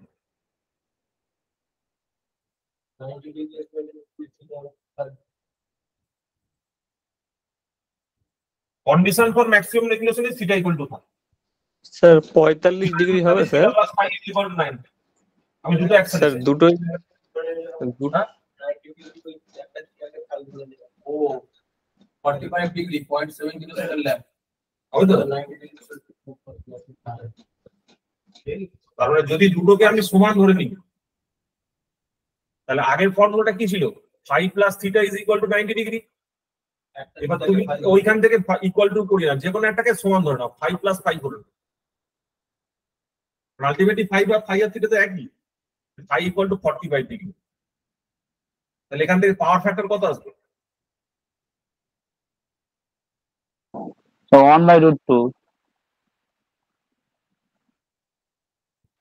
cos 45 স্যার 1/√2 1/2, তাই তো? তাহলে এখান থেকে কি পাওয়া গেল? এমন একটা পাওয়ার ফ্যাক্টর পাওয়া গেল যে পাওয়ার ফ্যাক্টরের জন্য both the conditions are satisfied.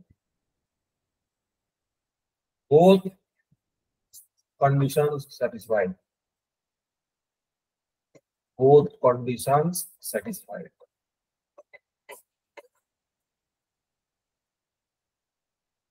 Both conditions satisfied. Sir ওই লাইনটা কি করলেন, ওই যে মানে tan phi equal to tan theta তার আগের লাইন থেকে? তার আগেরটা আমি কি করলাম তুই ভেবে নাও, আমি কিন্তু বারবার লাইন ভেঙে লিখবো না। দেখো প্রুফ তোমার কোনো কাজে আসবে না, আমি ওই জন্য করতে চাইছি না। ওইখানে দেখো এক্সেল এর তলায় আর নিয়ে এসো আর সাইন ফাই তলায় কস ফাই দিও। এক্সেল বাই আর মানে tan থিটা আর sine phi by cos phi মানে tan ফাই। তাহলে দুটো ইকুয়াল হয়ে গেল, আমি একবার লিখে দিলাম, এদিক ওদিক করে দিলাম।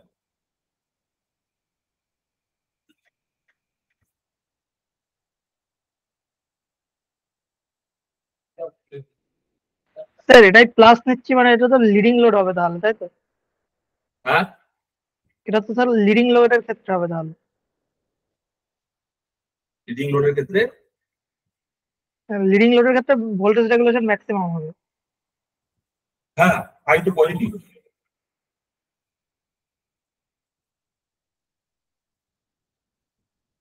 ফাই তোমার পজিটিভ আছে। স্যার রেগুলেশন যত কম হবে ওটাই তো ডিজায়ারেবল, তাই তো? ডিজায়ারেবল রেগুলেশন যত কম হবে that is our desirable.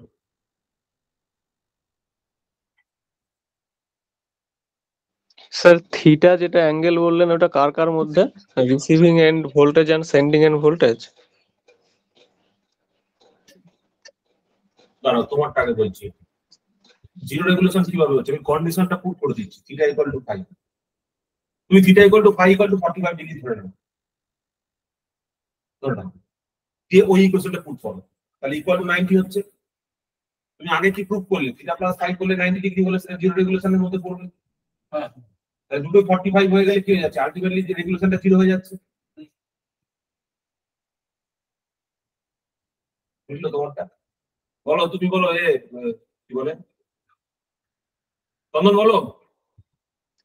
Sir বলছি থিটা কোন অ্যাঙ্গেলটা ধরলেন receiving end voltage and sending end ভোল্টেজের মধ্যে? যে থিটা কোন অ্যাঙ্গেলটা ধরলে, থিটা হচ্ছে ইম্পিডেন্স অ্যাঙ্গেল। মানে ফেজার ডায়াগ্রামে, লাইনের যে ইম্পিডেন্স আছে, লাইনের ইম্পিডেন্স অ্যাঙ্গেল। ফেজার ডায়াগ্রামে একবার স্যার দেখাতে পারলে ভালো হতো। ফেজার ডায়াগ্রামে দেখানো যাবে না, ওটা ফেজার ডায়াগ্রামে ওটা রিপ্রেজেন্ট করা যাবে না। যাবে না বলাটা ভুল, যাবে, বাট তুমি এইটা এইভাবে দেখো, এই যে Z is equal to R plus J X, তাই তো? এইখান থেকে তুমি কি লেখো, এইটাকে তুমি এরকম ভাবে লিখতে পারো তো, এটা যদি আর থিটা ফর্মে লেখা হয়, আর থিটা ফর্মে লেখা হয় লিখবে আর cos theta plus J R sine theta. এই ফর্মটা জানো? এটা জানা আছে, পোলার রেক্ট্যাঙ্গুলার ফর্ম। হ্যাঁ থিটাটাকে তো আমরা ইম্পিডেন্স অ্যাঙ্গেল বলি। এইটাকে যে রিপ্রেজেন্ট করা যাবে না সেটা নয়, রিপ্রেজেন্ট করা যাবে। তার মানে এটা দেখো আর সমান সমান কি বেরোচ্ছে, আর সমান সমান বেরোচ্ছে হচ্ছে গিয়ে স্মল আর কস থিটা, আর এক্সেল সমান সমান বেরোচ্ছে হচ্ছে স্মল আর সাইন থিটা। তুমি এখান থেকে থিটাটা যদি প্লট করতে চাও, থিটাটা যদি প্লট করতে চাও, থিটাটা তুমি ফেজার ডায়াগ্রামে দেখাতে পারবে না। থিটাটা তুমি ফেজার ডায়াগ্রামে তুমি এটা দেখাতে পারবে না, ঠিক আছে? এই যে ও ইম্পিডেন্স অ্যাঙ্গেলটাকে ফেজার ডায়াগ্রামে দেখাতে চাইছি, এটা আমি কখনো পাইনি, এটা আমি কখনো দেখাইনি। ওইটা আছে স্যার, যেটা ও যে ফর্মুলা বলছে রুটের মধ্যে V cos theta plus minus actual এই রেগুলেশনের ফর্মুলা, ওটাই কোনো ভুল হবে না। ওইখানে থিটাটা রিপ্রেজেন্টেশনও আছে আর ওই সাইডও আছে, ওখানে ফেজার ডায়াগ্রামে দেখানো আছে। ওই ভিএস টাকে করে স্যার ওই উপর দিকে হবে যে ভেক্টর। ঠিক আছে, আমি ওটা পরে দেখছি, যদি করা থাকে আমি দেখছি পরে, ঠিক আছে? করে না সহজে, কিন্তু এটাই নেয়। এই অবধি ব্যাপার। এটা আমি তোমাদের জেনে বলছি, যদি কোনো রিপ্রেজেন্টেশন এরকম থাকে যেখানে থিটাটাকে দেখানো আছে, ঠিক আছে, তো সেটা আমি তোমাদের জেনে বলছি। তুমি যদি এইখানে দেখো স্যার একটা যে লোড অ্যাঙ্গেল বলে থাকে থিটা প্লাস স্যার, পাই, লোড অ্যাঙ্গেলটাকে হ্যাঁ বলো। স্যার হ্যাঁ, বলছি আরেকটা যে হয় লোড অ্যাঙ্গেল, ওই লোড অ্যাঙ্গেলটা তো আলাদা মনে হয়, যেটা receiving end voltage. Delta delta হ্যাঁ, মানে ওইটা এটা নয় তো, এটা তো আলাদা জিনিস। না, ওটা আলাদা, হুম। আলাদা আলাদা। ইম্পিডেন্স অ্যাঙ্গেলটা আলাদা, ডেল্টাটা আলাদা।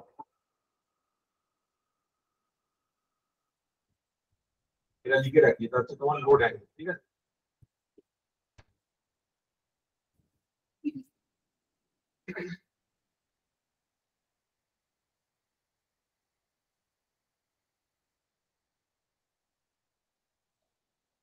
এবার দেখো আমাদের ট্রান্সমিশন এফিসিয়েন্সি যে বিষয়টা আছে, ট্রান্সমিশন এফিসিয়েন্সি মানে কি?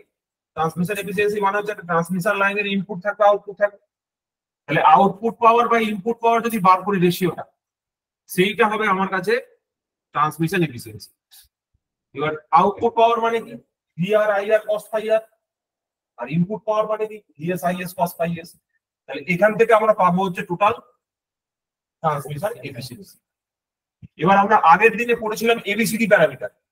কেউ যদি আগে পড়ে থাকো তো ইজ ভেরি গুড, যদি না জানা থাকে এখানে দেখো আমি দেখিয়েছি। একটা বক্সের মধ্যে আমি গোটা ট্রান্সমিশন লাইনটাকে দেখাতে পারি চারটে প্যারামিটার দিয়ে, এটা বলে A B C and D. ইকুয়েশনটা কিভাবে তৈরি করতে হয়? VS is equal to A VR plus B IR, আর IS is equal to C VR plus D IR. এটা অ্যাকচুয়ালি কি ট্রান্সমিশন লাইনের যে কনস্ট্যান্ট গুলো আছে সেই কনস্ট্যান্ট গুলো বার করতে সাহায্য করে প্যারামিটার। এবার তুমি যে এখানে এগুলো দেখতে পাচ্ছ, এর মধ্যে এ আর ডি হচ্ছে ডাইমেনশনলেস, এর কোনো ইউনিট নেই। বি এর ইউনিট হচ্ছে ইন ওহম, আর সি এর ইউনিট হচ্ছে ইন মো আর সিমেন্স। এবার তুমি যদি এটাকে কম্পারিজন করো, কম্পারিজন করলে দেখো কতগুলো কন্ডিশন বেরিয়ে আসবে। VS equal to A VR plus BIR, এই ফর্মুলাতে আইআরটাকে 0 পুট করো। আইআর 0 মানে হচ্ছে ওপেন সার্কিট কন্ডিশন। আইআর যখন 0 হবে তখন VS equal to A VR হবে, ঠিক আছে। তার মানে এ একটা কি হলো? Ratio of VS and VR. এটা হচ্ছে একটা ভোল্টেজের রেশিও, তাই তো। সিমিলারলি আরেকটা কন্ডিশন থেকে দেখো সি বেরিয়ে আসছে, সেকেন্ড ইকুয়েশনে সি বেরিয়ে আসছে, C is equal to IS by VR. তার মানে ভি বাই ভি হচ্ছে একটা অ্যাম্পলিফিকেশন বা গেইন। এটাকে আমরা সবসময় দেখি, এটাকে আমরা সবসময় গেইন বলা হয়। ওই ইলেকট্রনিক্সে যখন পড়বো তখন দেখবে এটাকে গেইন বলবে। দুটো প্যারামিটার যদি সেম থাকে তখন সেটাকে গেইন হিসেবে বলা হয়।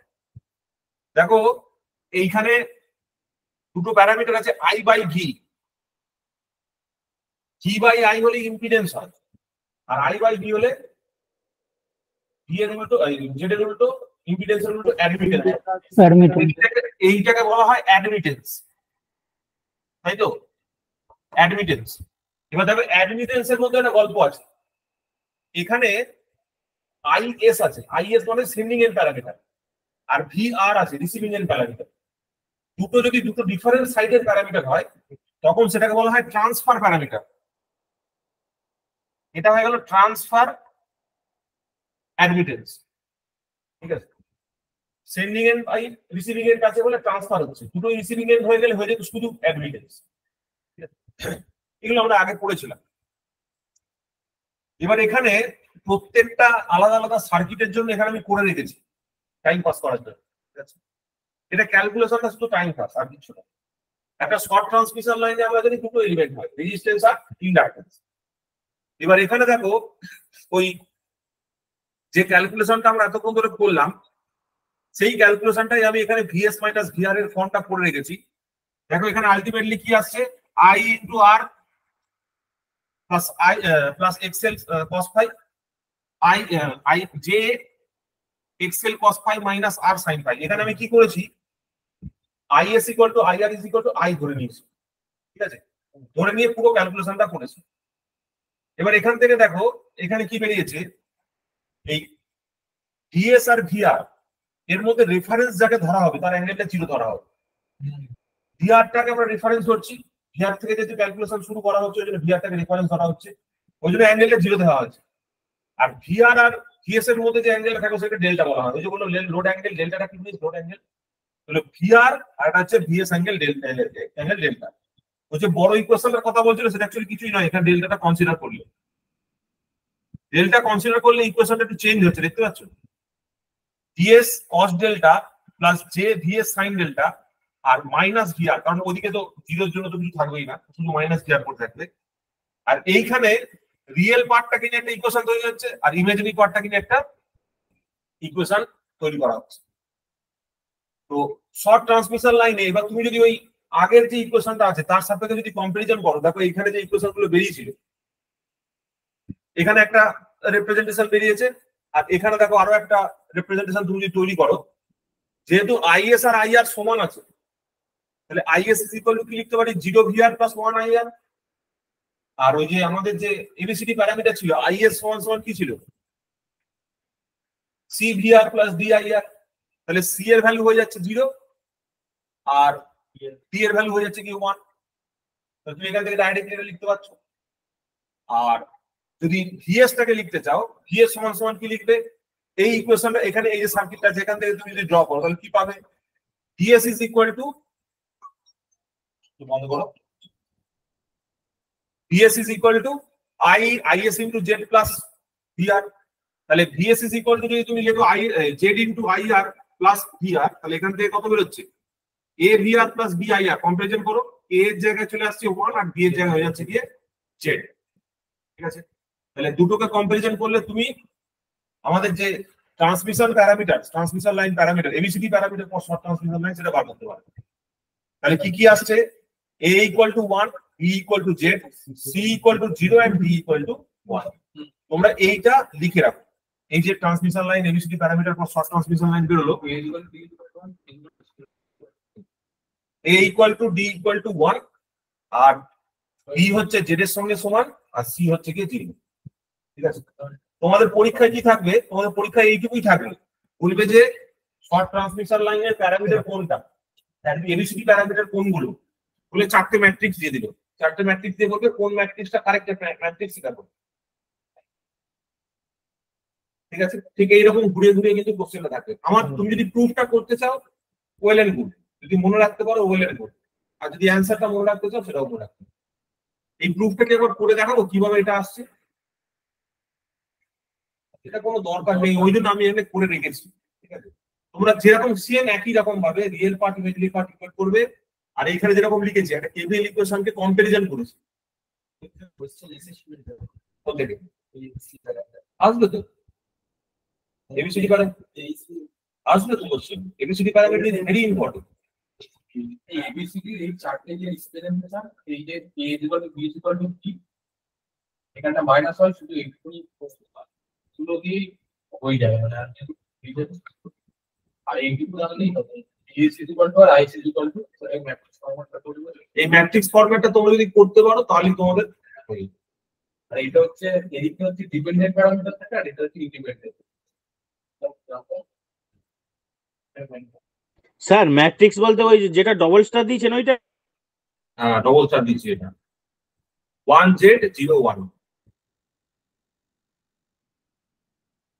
এটা কি করে বার করলাম বুঝতে পারলে? যদি না বুঝে থাকো বলবে আমাকে।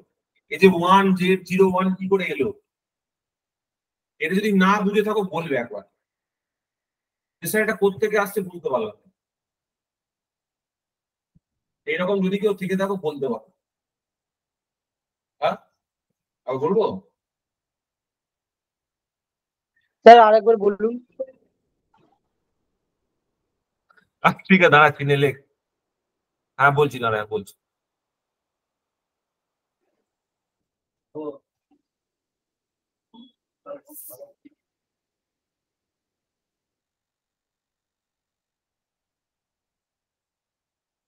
দেখো, এইটা হচ্ছে আমার কাছে ইকুইভ্যালেন্ট যে সার্কিটটা আছে সেইটা। ঠিক আছে, এটা হচ্ছে রিপিট লিখে রাখছি, রিপিট। এবার এবিসিডি প্যারামিটারের যে ফর্মুলাটা ছিল সেটা কি ছিল? ES is equal to AVR plus BIR, তাই তো? আর IS is equal to ছিল CVR plus DIR, তাই তো? এবার তুমি এই যে উপরে সার্কিটটা আছে এই সার্কিটে KVL লাগাও, তাহলে কি পাচ্ছ? VS is equal to, দেখো ভালো করে দেখো, IS into Z plus VR পাচ্ছ। আর একটা জিনিস পাচ্ছ, IS is equal to IR, তাই তো? এবার এই ইকুয়েশনটা তুমি এরকম ভাবে লেখো, IS is equal to CVR plus DIR, এইভাবে লেখো। তাহলে কি লিখতে পারবে? সি এর জায়গায় কত লিখবে? সি এর জায়গায় 0 লেখো আর ডি এর জায়গায় 1 লেখো, তাহলে উপরের ইকুয়েশনটা তৈরি হবে তো? দেখো এই ইকুয়েশনটা তৈরি হলো তো? IS is equal to 0 VR plus 1 IR লিখলে that is equal to IS equal to IR হয় তো? দেখো তো একই জিনিস তো। আর এইখানে তুমি একটা কাজ করো, এটাকে এরকম লেখো 1 VR plus Z into IS এর জায়গায় লিখে দাও IR, বিকজ IS যেটা সেটাই আমার কাছে IR। তাহলে এটা তুমি কম্পেয়ার করো প্রথম ইকুয়েশনটার সাথে, ঠিক আছে? তাহলে এইটা হচ্ছে আমার কাছে ইকুয়েশন 1, এটা হচ্ছে ইকুয়েশন 2, এটা ধরো ইকুয়েশন 3, ধরো এটা ইকুয়েশন 4, এটা ধরো ইকুয়েশন 3। ইকুয়েশন 1 আর 3 কে কম্পেয়ার করো, compare equation 1 and 3, compare equation 1 and 3, 1 এবং 3 কে কম্পেয়ার করো। 1 এবং 3 কে কম্পেয়ার করলে দেখো সি সমান আসছে 1 আর ডি সমান হচ্ছে কি জেড, সরি 1 আর 3 কে করবো না, সরি এ ইকুয়াল টু সমান সমান আসছে কি 1, বি সমান এ ইকুয়াল টু সমান আসছে কি তোমার 1 আর বি সমান সমান আসছে কি তোমার জেড, তাই তো? সিমিলারলি তুমি কম্পেয়ার করবে কাকে? কম্পেয়ার ইকুয়েশন 2 and 4, 2 and 4 কে যদি কম্পেয়ার করো তাহলে কত হচ্ছে দেখো, সি ইকুয়াল টু হয়ে যাচ্ছে কি তোমার 0 আর ডি ইকুয়াল টু হয়ে যাচ্ছে কি তোমার 1। তাহলে আমরা এবিসিডি যে বাক্সটা তৈরি করেছিলাম, এই যে বাক্সটা ছিল A B C D, this is our VS, input হচ্ছে IS, this is our VR, output হচ্ছে আইআর। তাহলে এই যে এবিসিডি যে বক্সটা তৈরি হয়েছে, এই যে এবিসিডি যে 4টে এলিমেন্ট তৈরি হচ্ছে ম্যাট্রিক্সটা, সেটা কত হলো এখান থেকে? 1 জেড 0 1। এখান থেকে দুটো ইনফারেন্স ড্র করা যাবে, দুটো লাইন এখান থেকে লিখতে হবে। এই সার্কিটটাকে তুমি বাঁ দিক থেকে ইনপুট সাইড থেকে দেখলো যা দেখাবে, ডান দিক থেকে দেখলো তাই দেখাবে। বাঁ দিক আর ডান দিক যেরকম ভাবে দেখো না কেন একই রকম দেখাবে, ওই জন্য এই সার্কিটটাকে আমরা কি বলবো? সিমেট্রিক। ঠিক আছে, this is a symmetric network, দেখো ওখানে লিখেছি। আর রেসিপ্রোসিটি থিওরেম কি, রেসিপ্রোসিটি কি প্রুভ করে? ওই এডি বিসি ইকুয়াল টু 1 হবে, AD minus BC equal to করো 1 হবে। তো এইটা হলো ব্যাপার। যখন এ ইকুয়াল টু ডি হয়ে যায় তখন বলি সিমেট্রিক, আর যদি AD minus BC equal to যদি 1 হয় তাহলে রেসিপ্রোসিটি থিওরেমটা প্রুভ হবে। তো এটা হলো এই ব্যাপার। এখানে কিছুই করিনি, খালি কম্পেয়ার করে এ বি সি ডি এই 4টে ভ্যালু বার করেছি। কলকাতা কিন্তু এটা থাকবে, ট্রানজিশন লাইন একটা ক্যাসকেড কানেকশন হয়, তাই তো? এটা কিন্তু থাকবে। নেক্সট, এটা যারা যারা বুঝতে পারোনি এটা একটু লিখে নাও।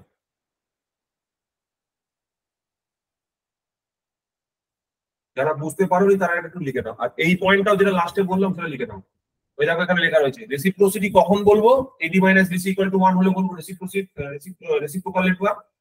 রেসিপ্রোকাল নেটওয়ার্ক, এটাকে বলে রেসিপ্রোকাল নেটওয়ার্ক। রেসিপ্রোকাল নেটওয়ার্ক মানে হচ্ছে বাঁ দিক থেকে গেলেও যা দেখবে, ডান দিক থেকে গেলেও তাই দেখবে। Sorry, symmetrical network. Symmetrical network বলে বাঁ দিক থেকেও যা দেখা যাবে, ডান দিক থেকেও তাই পাবে। তার কন্ডিশনটা হচ্ছে A equal to D, that is for symmetrical network. Symmetrical and reciprocal.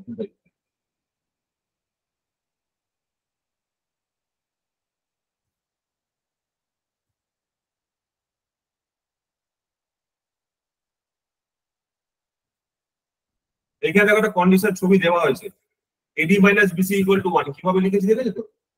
এদিক বাঁ দিকেও লিখেছি আর আর এল, ওইদিকেও লিখেছি আর প্লাস এল, মানে কি আর প্লাস জেএক্স কে R by 2 plus JX L by 2, আর ওদিক থেকেও R by 2 plus JX L by 2 ভাবে লিখতে পারি, মানে দুটো ইকুয়াল ভাবে ভাগ করতে পারি।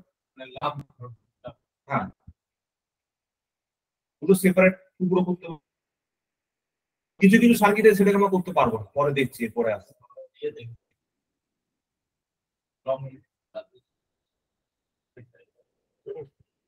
কিছু কিছু ক্ষেত্রে সেটা করা যাবে।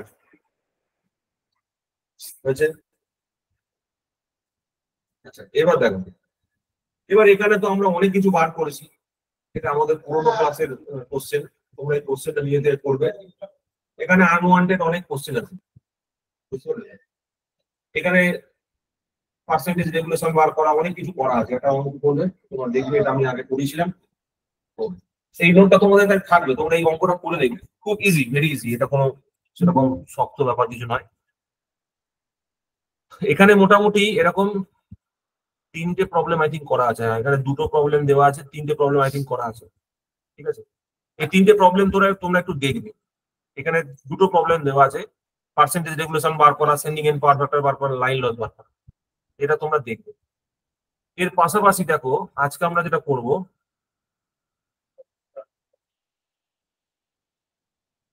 সেটা হচ্ছে এখানে কিছু অবজেক্টিভ কোশ্চেন আছে, এইগুলো করব।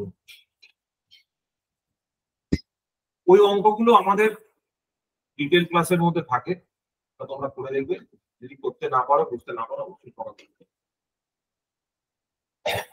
এবার দেখো, এইখানে দেখো বেশ কিছু কোশ্চেন নিয়েছি আমি,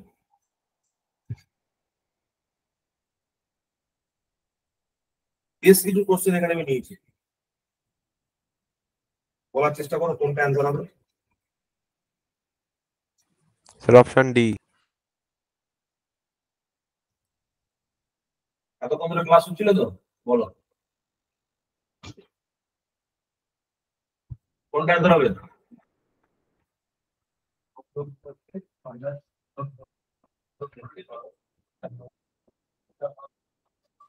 D. Sir option D. Sir D. Sir option D. বলো, তোমরা বলো, কি গো, অপশন ডি হবে তো? দেখো পরীক্ষায় কিন্তু এটা আমার কোশ্চেন নয়, এটা আমার কোশ্চেন নয়, কিন্তু এটা কিন্তু প্রিভিয়াস ইয়ারের কোশ্চেন, আমি এটা আমার কোশ্চেন নয়, পরিষ্কার কথা। যেটা পরীক্ষায় দিচ্ছে আমি সেগুলো বলবো, সব বাজে জিনিস করে সময় নষ্ট করবো না। দেখো next, maximum tan inverse pixel by R.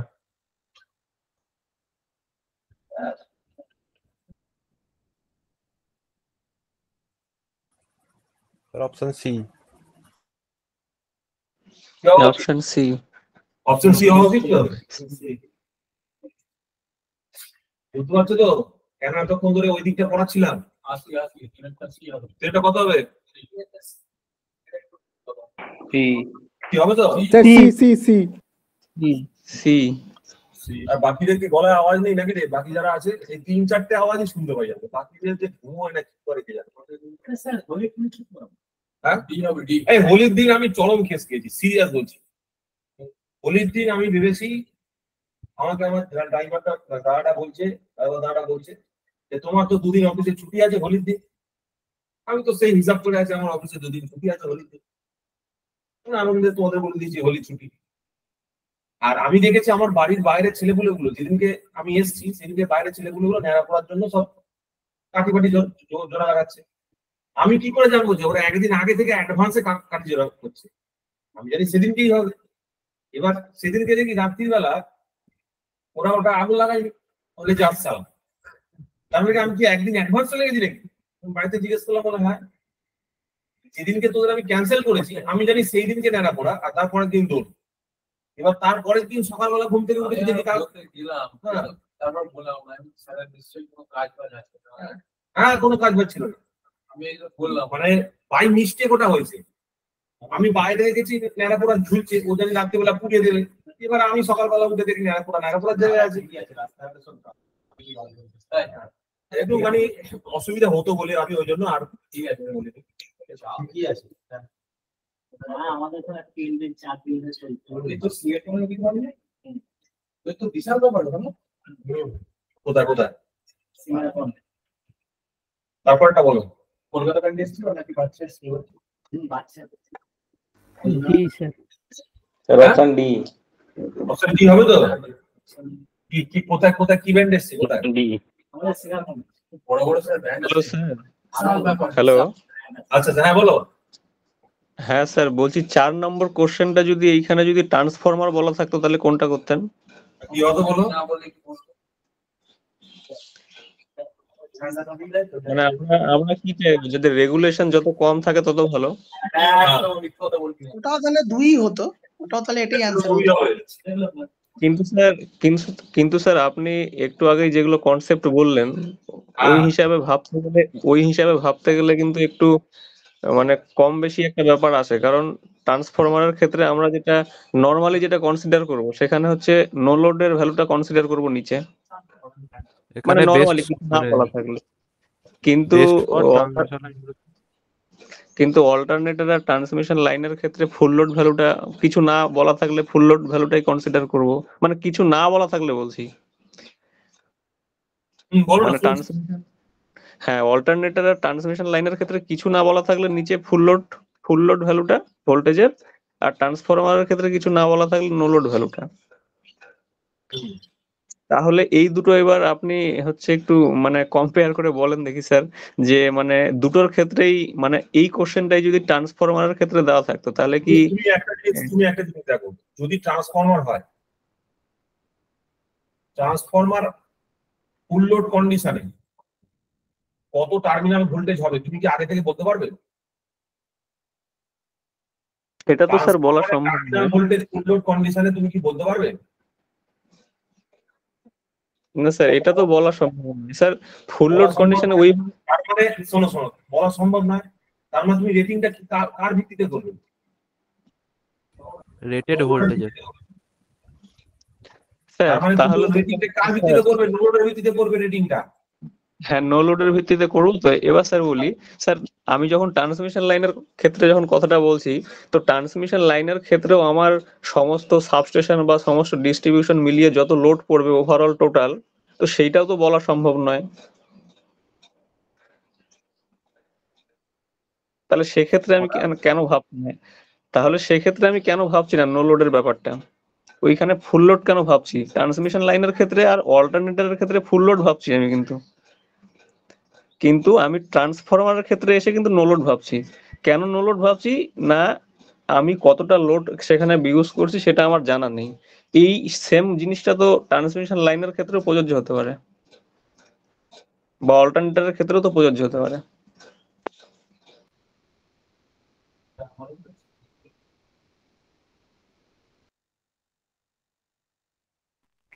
Transmission line বা অল্টারনেটরের ক্ষেত্রে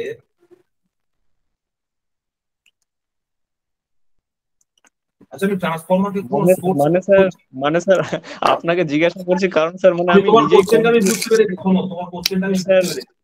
মানে স্যার আমি নিজেই কনফিউজ আর কি, যে কোনটা স্পেসিফিক কোনটা হবে, ওই জন্য জিজ্ঞাসা করছি। ট্রান্সফরমার ক্ষেত্রে তোমার কনফিউশনটা আমি বুঝতে পেরেছি,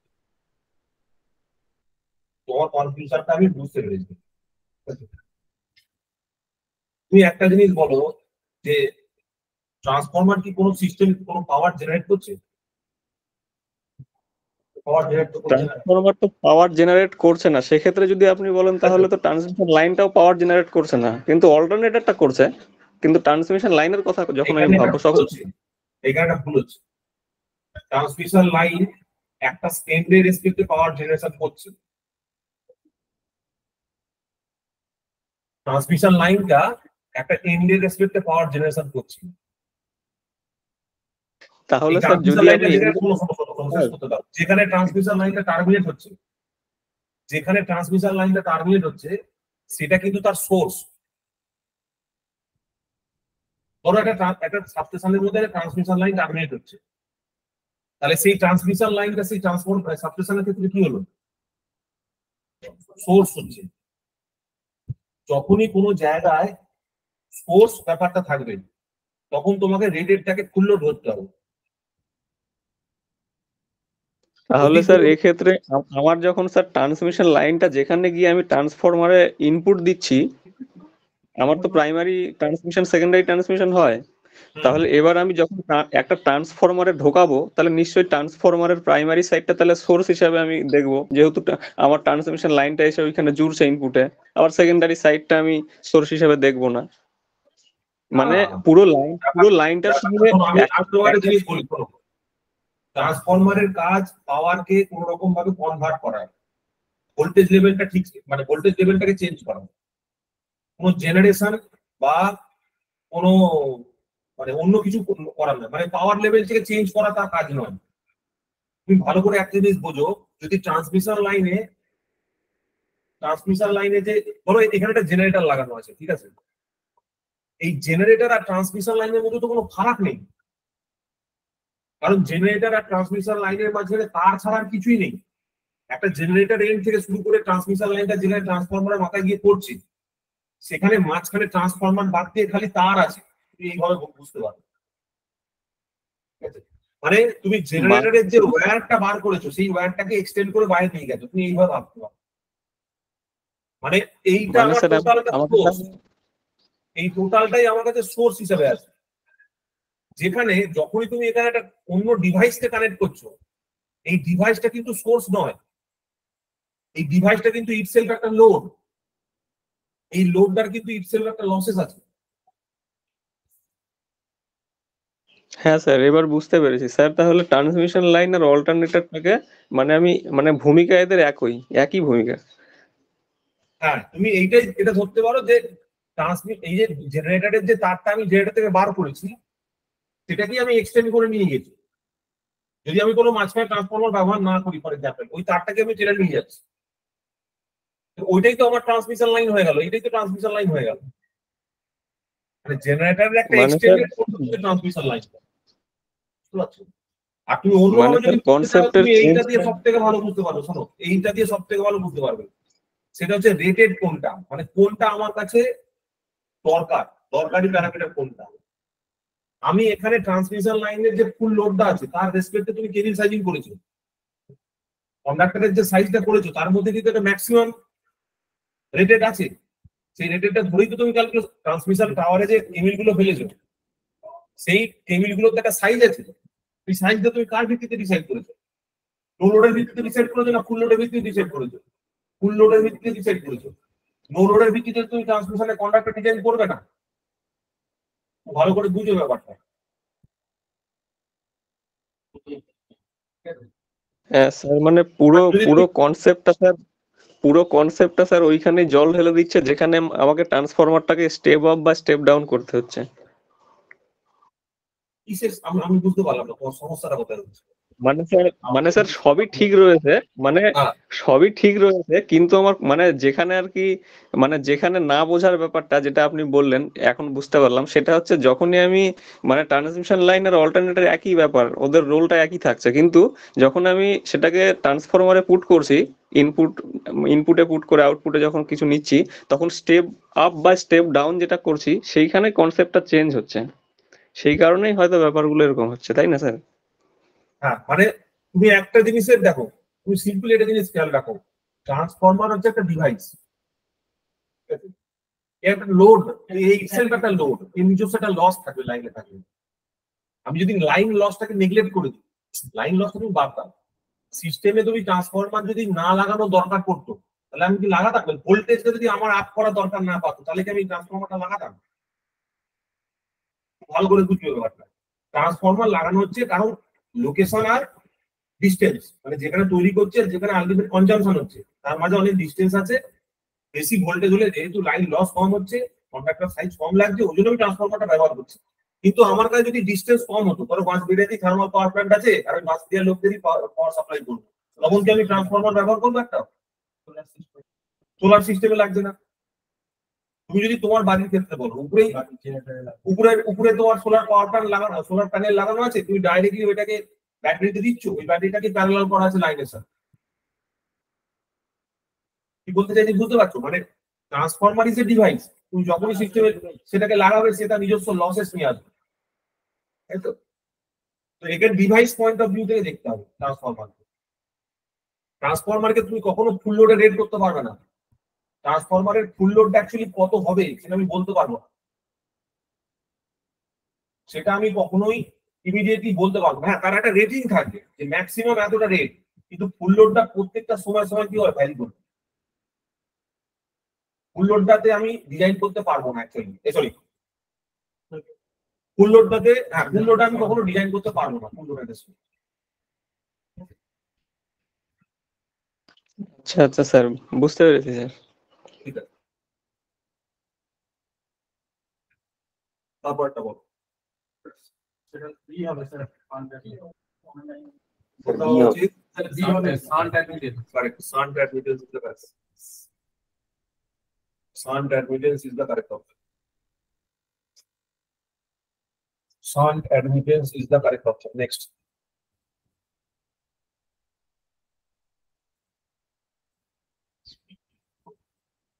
ডি হবে না, ডি হবে টু রিডিউস ট্রান্সমিশন লস। কি হবে? stepping up of voltage will continue to reduce transmission loss. Follow. So C হবে এটা। হ্যাঁ, সি। C হবে। ট্রান্সমিশন লস কমানোর জন্য, তাই তো? তারপরটা বলো।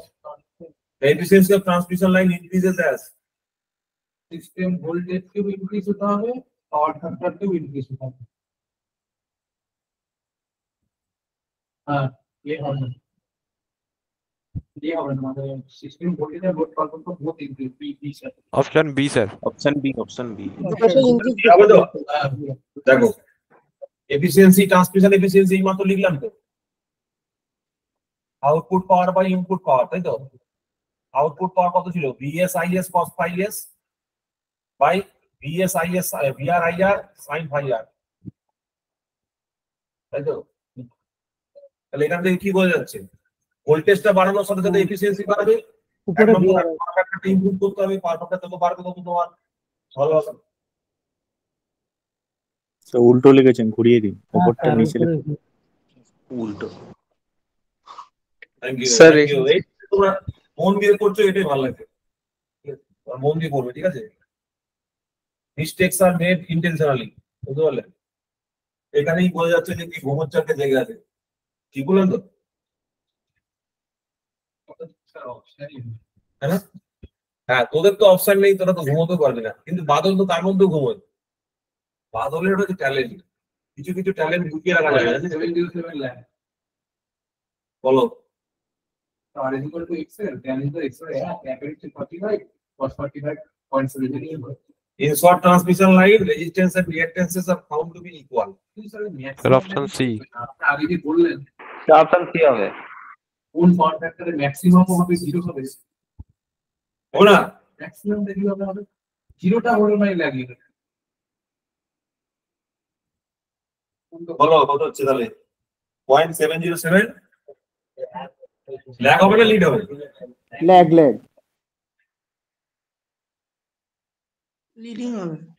হবে, কারণ জিরো বলছে যে লিডিং বলেছে না, ভোল্টেজ রেগুলেশন হ্যাঁ, যে জিরো হচ্ছে মানে রিডিং হবে। সব ভুলভাল বলছে। ইন শর্ট হলো resistance reaction found equal regulation applied to zero. বার করো এটা কত? Resistance found equal and regulation applied to zero. তারপর অঙ্কটা করো। In a three phase overhead transmission line, the sending in voltage VS is এত, receiving in voltage is এত, voltage regulation কত হবে? বার করো, বার করো।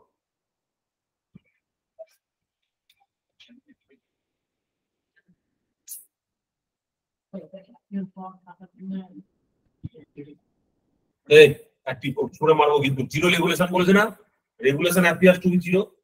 এই মাত্র কি বললাম, রেগুলেশন জিরো হলে কি হবে? লিডিং লাগবে। আর 0.707 হচ্ছে সেই কন্ডিশনটা, যে কন্ডিশনে তোমার দুটো ইকুয়াল হচ্ছে, আর ইকুয়াল টু এক্সেল হচ্ছে। গন্ডগোল করবে না? ওই বিএডটা হবে 13 পয়েন্ট সামথিং। কিসের কি গন্ডগোল হচ্ছে? না, কোশ্চেন ঠিক আছে, কোশ্চেনে কোনো ভুল নেই। বলো কি তোমার কি? হ্যাঁ হ্যাঁ, এই টাইপের দুটো কোশ্চেন আছে। তো এই টাইপের নয়, তোমার কি মনে হচ্ছে এখানে কোশ্চেনটায় ভুল কি আছে? তোমার মত অনুযায়ী কোনটা ভুল আছে বলো, তোমার মত অনুযায়ী কোনটা ভুল আছে? দেখো, আমাকে যদি জিজ্ঞেস না করো, তাকে তো জিজ্ঞেস করবো। কলেজে তো টিচারদের জিজ্ঞেস করা যেত না, সে তো বুকে বসিয়ে দিত। এখনো অবশ্য তাই হবে, বুকে বসানোর সম্ভাবনাটাই বেশি। স্যার 1 নম্বর কোশ্চেনটা একবার দেখাবেন? 1 নম্বর কোশ্চেনটা একদম ফার্স্টেরটা। একদম একটা একটা স্যার অপশন কনফিউশন সি। আছে। ওরা বার করো কত হচ্ছে, হ্যাঁ বলো। 1 নম্বর কোশ্চেন, 1 নম্বরটা 1 নম্বর। এই একটা প্রবলেম আছে, বলো তো। হ্যাঁ বলো। ওটা স্যার জুম করুন স্যার। ডি অপশনে ওটা sir VR no load minus VR full load আছে, ওটা ভিএস নো লোড হওয়া উচিত। অপশন ডি আবার তে তো PS স্যার কেন ভাই? সেন্ডিং এন্ডের ভোল্টেজ হবে নাকি? কেন সেন্ডিং এন্ডের ভোল্টেজ হবে? তোমরা তো এইখানে এইমাত্র তোমাদের যেহেতু বললাম, নো লোড বলে দিয়েছে তাই ভিআরই হবে, না বলতো তোমাদের এইমাত্র কি বললাম, ট্রান্সমিশন লাইনের ভোল্টেজ রেগুলেশন বার করা হয় রিসিভিং এন্ডের রেসপেক্টে। ওই জন্য রিসিভিং এন্ডের no load voltage minus receiving এন্ডের full load voltage by receiving এন্ডের ফুল লোড ভোল্টেজ, তাই তো? আর তোমরা ওখানে কি করে এসছো, বইতে কি লেখা আছে? লিখে লেখা বইতে VS minus VR by VR. ফুলটা আমি ওই জন্যই বললাম যে ফুলটা অ্যাকচুয়ালি কি, উনি যেটা লিখেছেন সেটা একটা অ্যাজাম্পশন ফর্মটা লিখে দিয়েছে ডাইরেক্টলি, ওইটা ভুল লেখা আছে। তুমি ওই অ্যাজাম্পশন ফর্মটা পড়লে কিন্তু এইটা বুঝতে পারবে না, এটা করতে গেলে। ওটা একটা অ্যাজাম্পশন ফর্ম লেখা রয়েছে, ওটা হচ্ছে মানে এটাকে তুমি যদি সিম্পলিফাই করো, এই ইকুয়েশনটাকে সিম্পলিফাই করলে ওই ইকুয়েশনটা আসবে, কিন্তু অ্যাকচুয়ালি এইটা দিস ইজ ট্রু। মানে ভিআর নো লোড মানেই হচ্ছে ভিএস, কারণ নো লোড মানে আমি কারেন্ট জিরো মানে লস নেই। আমি ধরে নিচ্ছি, আমি ক্যাপাসিটি রেজেক্টটাকে জিরো ধরে নিচ্ছি, ধরে নিয়ে ভিআর এনএলটাকে জোর করে ভিএস করছি। ভিআর এনএলটাকে আমি জোর করে ভিএস করছি, জোর করে গায়ের জোর, ক্যাপাসিটি রেজেক্টটাকে নেগলেক্ট করে দিচ্ছি। তোমাদের এই বইগুলো না ইনসাফিসিয়েন্ট লেখা আছে। ঠিক আছে। তোমাদের যে বইগুলো, এই যে বইগুলো আছে, ডিকে মেধার যে বইগুলো আছে, এই বইগুলোতে প্রচুর ইনসাফিসিয়েন্ট ইনফরমেশন আছে, এবং সেই ইনসাফিসিয়েন্ট ইনফরমেশন গুলো কনসেপ্টটাকে ভুলিয়ে দেয়, কনসেপ্টটাকে মিস্টেক করে দেয়। যেমন মানে যত পড়ছি তত জানতে পারছি, যখন পড়তাম না তখন তোমাদের মতোই আমি ছিলাম, আলাদা কিছু ছিলাম না। তোমাদের মতোই প্রথমে আমি ডিকে মেধাই পড়েছি, তারপরে আমি অন্য বই পড়েছি। এই বইটা লেখা আছে হচ্ছে তোমার, এই বইটাতে এই যে কনসেপ্টটা তোমাকে বললাম, এইটা লেখা আছে হচ্ছে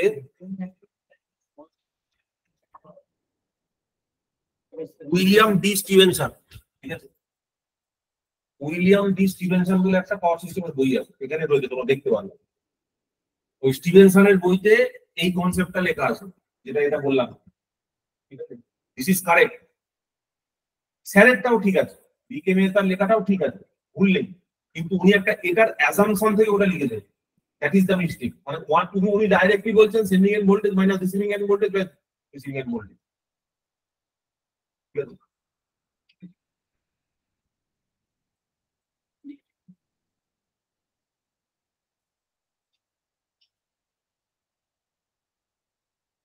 কত হচ্ছে? বি হচ্ছে তো? দেখো বি হবে আশা করি। অপশন বি হচ্ছে স্যার। অপশন বি হবে, তাই তো? কেউ পারোনি এরকম আছে নাকি কেউ?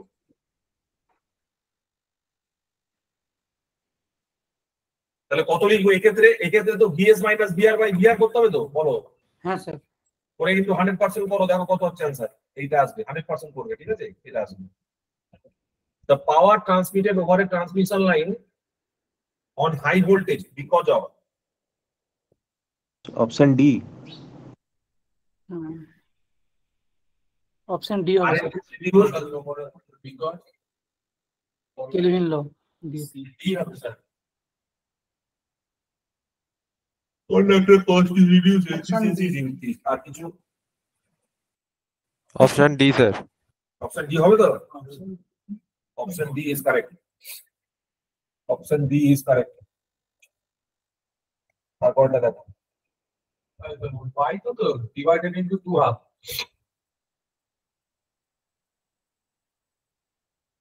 In nominal pi method, the line to neutral capacitance is option D sir. option D, divided into 2 halves, তাই তো?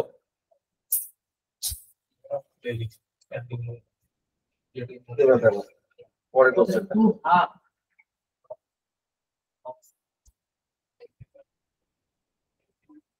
এখানে এই ব্যাপারটা আমি পরে বলবো তোমাদের, ঠিক আছে? যদি একটু ধৈর্য ধরে রাখো, একটু ধৈর্য ধরে থাকতে হবে, তবে কি আমি মানে লং ট্রান্সমিশন লাইনটা বলতে পারবো। এবং আমাকে একটু সাপোর্ট করতে হবে, সাপোর্ট করতে হবে মানে তোমাদের একটু অঙ্কটা বুঝতে হবে, তবে তুমি ওভার মানে লং ট্রান্সমিশন লাইনটা বুঝতে পারবে। লং ট্রান্সমিশন লাইন বুঝতে পারলে তবে তুমি এই ক্যারেক্টারিস্টিক ইম্পিডেন্সের কারণটা বুঝতে পারবে। ওই ZC √L/C ওইটা বুঝে লাভ নেই, ওটা একটা ফর্মুলা। না স্যার ওটা নয়, এটা তিনটের কন্ডিশন আছে। একটা সঙ্গে লোডের সঙ্গে সার্কিট ইম্পিডেন্স সমান হবে, একটা ওপেন লাইন আর একটা শর্ট সার্কিট লাইন। এখানে দেখো যেটা বলেছে, এখানে যেটা দেওয়া আছে বলছে যে when the load impedance and characteristic impedance of the transmission line are equal, তার মানে ZL equal to ZC দেওয়া আছে। এবার এই কন্ডিশনটাতে বলেছে রিফ্লেকশন কোএফিসিয়েন্ট আর স্ট্যান্ডিং ওয়েভ রেশিও কত হয়। তাহলে এখানে দেখো আমি এই ফর্মুলাটা লিখে রেখেছি,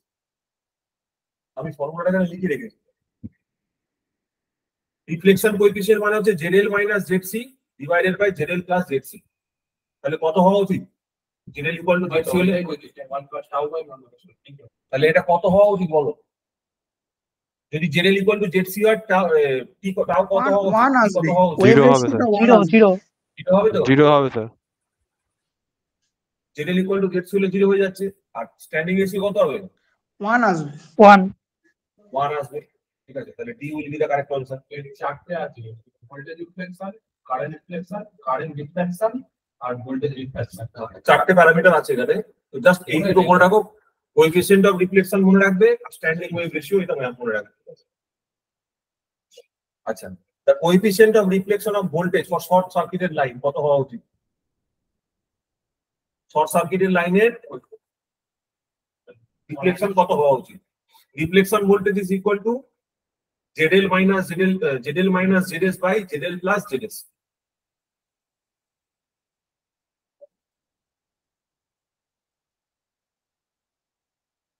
এখানে একটা ছোট্ট কন্ডিশন করতে হবে, এই ZL টাকে 0 ধরা হবে, load impedance is considered to be 0। তাহলে ZL যদি 0 হয়ে যায় তাহলে এই রেশিওটা কত হচ্ছে রিফ্লেকশন ভোল্টেজের? -1। এইটা आंसर হবে। Next, when transmission voltage is increased, when the transmission line voltage is increased, the line losses are line loss কি হবে? ট্রান্সমিশন ভোল্টেজ বাড়ালে কমে যাবে তো? ডিক্রিজ করবে স্যার। ডিক্রিজ করবে তো? দেখো তারপরটা বলো।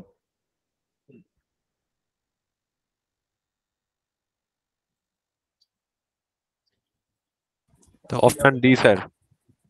হ্যাঁ sir, all of these। The advantage of transmitting power at high voltages is the magnitude of current will be small. It will reduce the voltage drop. Yes, power will be less. তারপরটা বলো। Option D 10%। Option D 10% sir, option D. 10% হবে? -12.9%। EHB বলেছে প্লাসে 10% আর মাইনাসে 12.5%। এটা exit 10 হবে। আর কোনটা হওয়া উচিত? 10%। আর এটা হচ্ছে -12.5। ম্যাক্সিমাম বিলটা জিজ্ঞেস করে দেন। হ্যাঁ, তাহলে +10 হবে। -10 হবে, -12.5 হবে। ম্যাক্সিমাম লিমিটটা জিজ্ঞেস করে দেন। +-12.5। পজিটিভ ভ্যালুটা কেন নিচ্ছে? As per idle voltage sir এটা কিন্তু +-12.5 নয়। আচ্ছা, ভোল্টেজ এক্সিট বলেছে, মানে ভোল্টেজটা নরমাল রেঞ্জের থেকে হায়ার এন্ড বলছে, মানে পজিটিভ হওয়া উচিত। তো বলছে না যে ভোল্টেজ না, ভ্যারিয়েশন বলেছে, মানে বাড়তে পারে কমতে পারে। এটা অনেক ওয়েতে +-12.5 লেখা আছে, কিন্তু এটা ভুল। এটা অ্যাকচুয়াল এটা 10%ই করো, কারণ এটা পজিটিভ সাইডটা হচ্ছে 10%, নেগেটিভ সাইড হচ্ছে -12.5। স্যার এখানে shall not মেনশন করে দিয়েছে, তো shall not exceed by more than। হ্যাঁ তাহলে স্যার 10%। তো তাহলে 12%। 10ই হবে 10ই হবে 10ই হবে 10ই হবে 10ই হবে। মানে ম্যাক্সিমামটা কি প্লাসটা কি 10? তো 10 হবে না, ওটা 10 হবে না 12.5%ই হবে। কিভাবে বলো? সে বলছে না যে extra high voltage shall not exit, মানে ম্যাক্সিমামটার বাইরে আর যাবে না, যেটা ম্যাক্সিমাম তার বাইরে কি আর যাবে, এটা সেটা তো বলছে না কথাটা। আচ্ছা এক্ষেত্রে তো রিডিউসড বলতে পারতো, মানে মাইনাসের ক্ষেত্রে shall not be reduced by more than 12.5%। আরে এটা ভ্যারিয়েশন আছে দাদা, তাহলে এটা 3.5 এটা ভ্যারিয়েশন আমরা বলে না, হাইপোথেটিক্যাল ধরে ম্যাক্সিমাম নিচ্ছি কেন? ভ্যারিয়েশনটা জিজ্ঞেস হ্যাঁ, করেছে কিন্তু এটা সেটাই 12.5 তো। হবে না, না ঠিক আছে ঠিক আছে। কেন আমরা পজিটিভ হাইপোথেটিক্যাল ভ্যারিয়েশন বলেনি, কোনো পজিটিভ কেন আমরা ভ্যারিয়েশন হাইপোথেটিক্যাল জিনিস ধরে নিচ্ছি? আমরা তো 12.5% দেবো না। না, তুমি পজিটিভ ভ্যারিয়েশনটা ধরলে মুশকিল আছে। তুমি ধরো যে কোথায় ম্যাক্সিমাম হচ্ছে। সেটাই তো বলছি যে আমি কেন ওখানে 10%-এ আমি যাবো। প্রথমে ঠিক করেছিলাম, কোশ্চেনটা করতে ভুল হয়েছে। ওটা 12.5ই হবে, তুমি দেখো ওটা ম্যাক্সিমাম ভ্যারিয়েশন বলেছে। স্যার লোয়ার সাইডে 12.5, হায়ার সাইডে 10% হয়। হ্যাঁ স্যার ওটাই। হায়ার লোয়ার, কিন্তু ম্যাক্সিমাম ভ্যারিয়েশনটা কোনটা? 12.5% না ম্যাক্সিমাম ভ্যারিয়েশন। এখন আপনি কোনটা ধরবেন এটাও তো একটা ব্যাপার। মানে হায়ার লোয়ার, মানে হায়ার 12.5 আর লোয়ার সাইডে 10 এখন রাখে। এখন এই কোশ্চেন অনুযায়ী ম্যাক্সিমামের লো আর মিনিমামের, ধরো মিনিমামের মিনিমামের লো যেটা সেটা রেঞ্জটা বেশি। তুমি রেঞ্জের দিক থেকে ধরো 100 থেকে 12.5 কমাটা 12.5 কমেছে, সেটা বেশি ভ্যারিয়েশন হলো না 100 থেকে 10 বাড়লো সেটা বেশি ভ্যারিয়েশন হলো? ভ্যারিয়েশনের ভিত্তিতে ভাবো, ভ্যারিয়েশনের ভিত্তিতে 100 থেকে তোমাকে 12.5, ধরো তোমাকে কেউ 100 থেকে 12 টাকা 50 পয়সা কম দিল, আর কাউকে 10 টাকা বেশি দিল, তাহলে ম্যাক্সিমাম ভ্যারিয়েশনটা কাকে দিল? 12.5 কে দিল না 10 কে দিল? 12 টাকে দিল। চেঞ্জটা কোথায় বেশি হলো? এক্সপেকটেশনের চেঞ্জটা, ধরো কেউ একদম সিম্পল, ধরো সাক্ষ্য ভেবেছিল যে 100 তে পরীক্ষা হলে ও পাবে হচ্ছে 110, আর ধরো 120 পাবে ভেবেছিল, সেরকম একটা কেসে ও পেলো 110, তাহলে ও 10 কম পেলো। স্যার 12.5-এ বেরিয়ে আর কেউ একজন যা ভেবেছিল তার থেকে আরো কমে গেছে, মানে রেঞ্জটা কার বেশি দেখো পরিষ্কার করে, সংখ্যাটা কি দেখো 12.5-এর। এটা দেখো।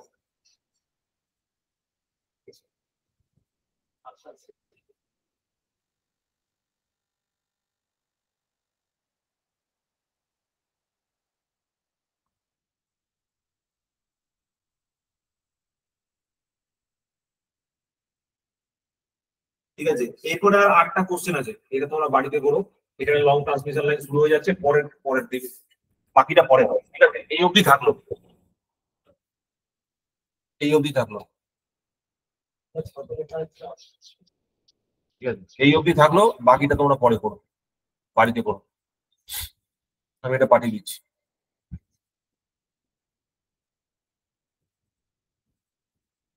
দরকার নেই,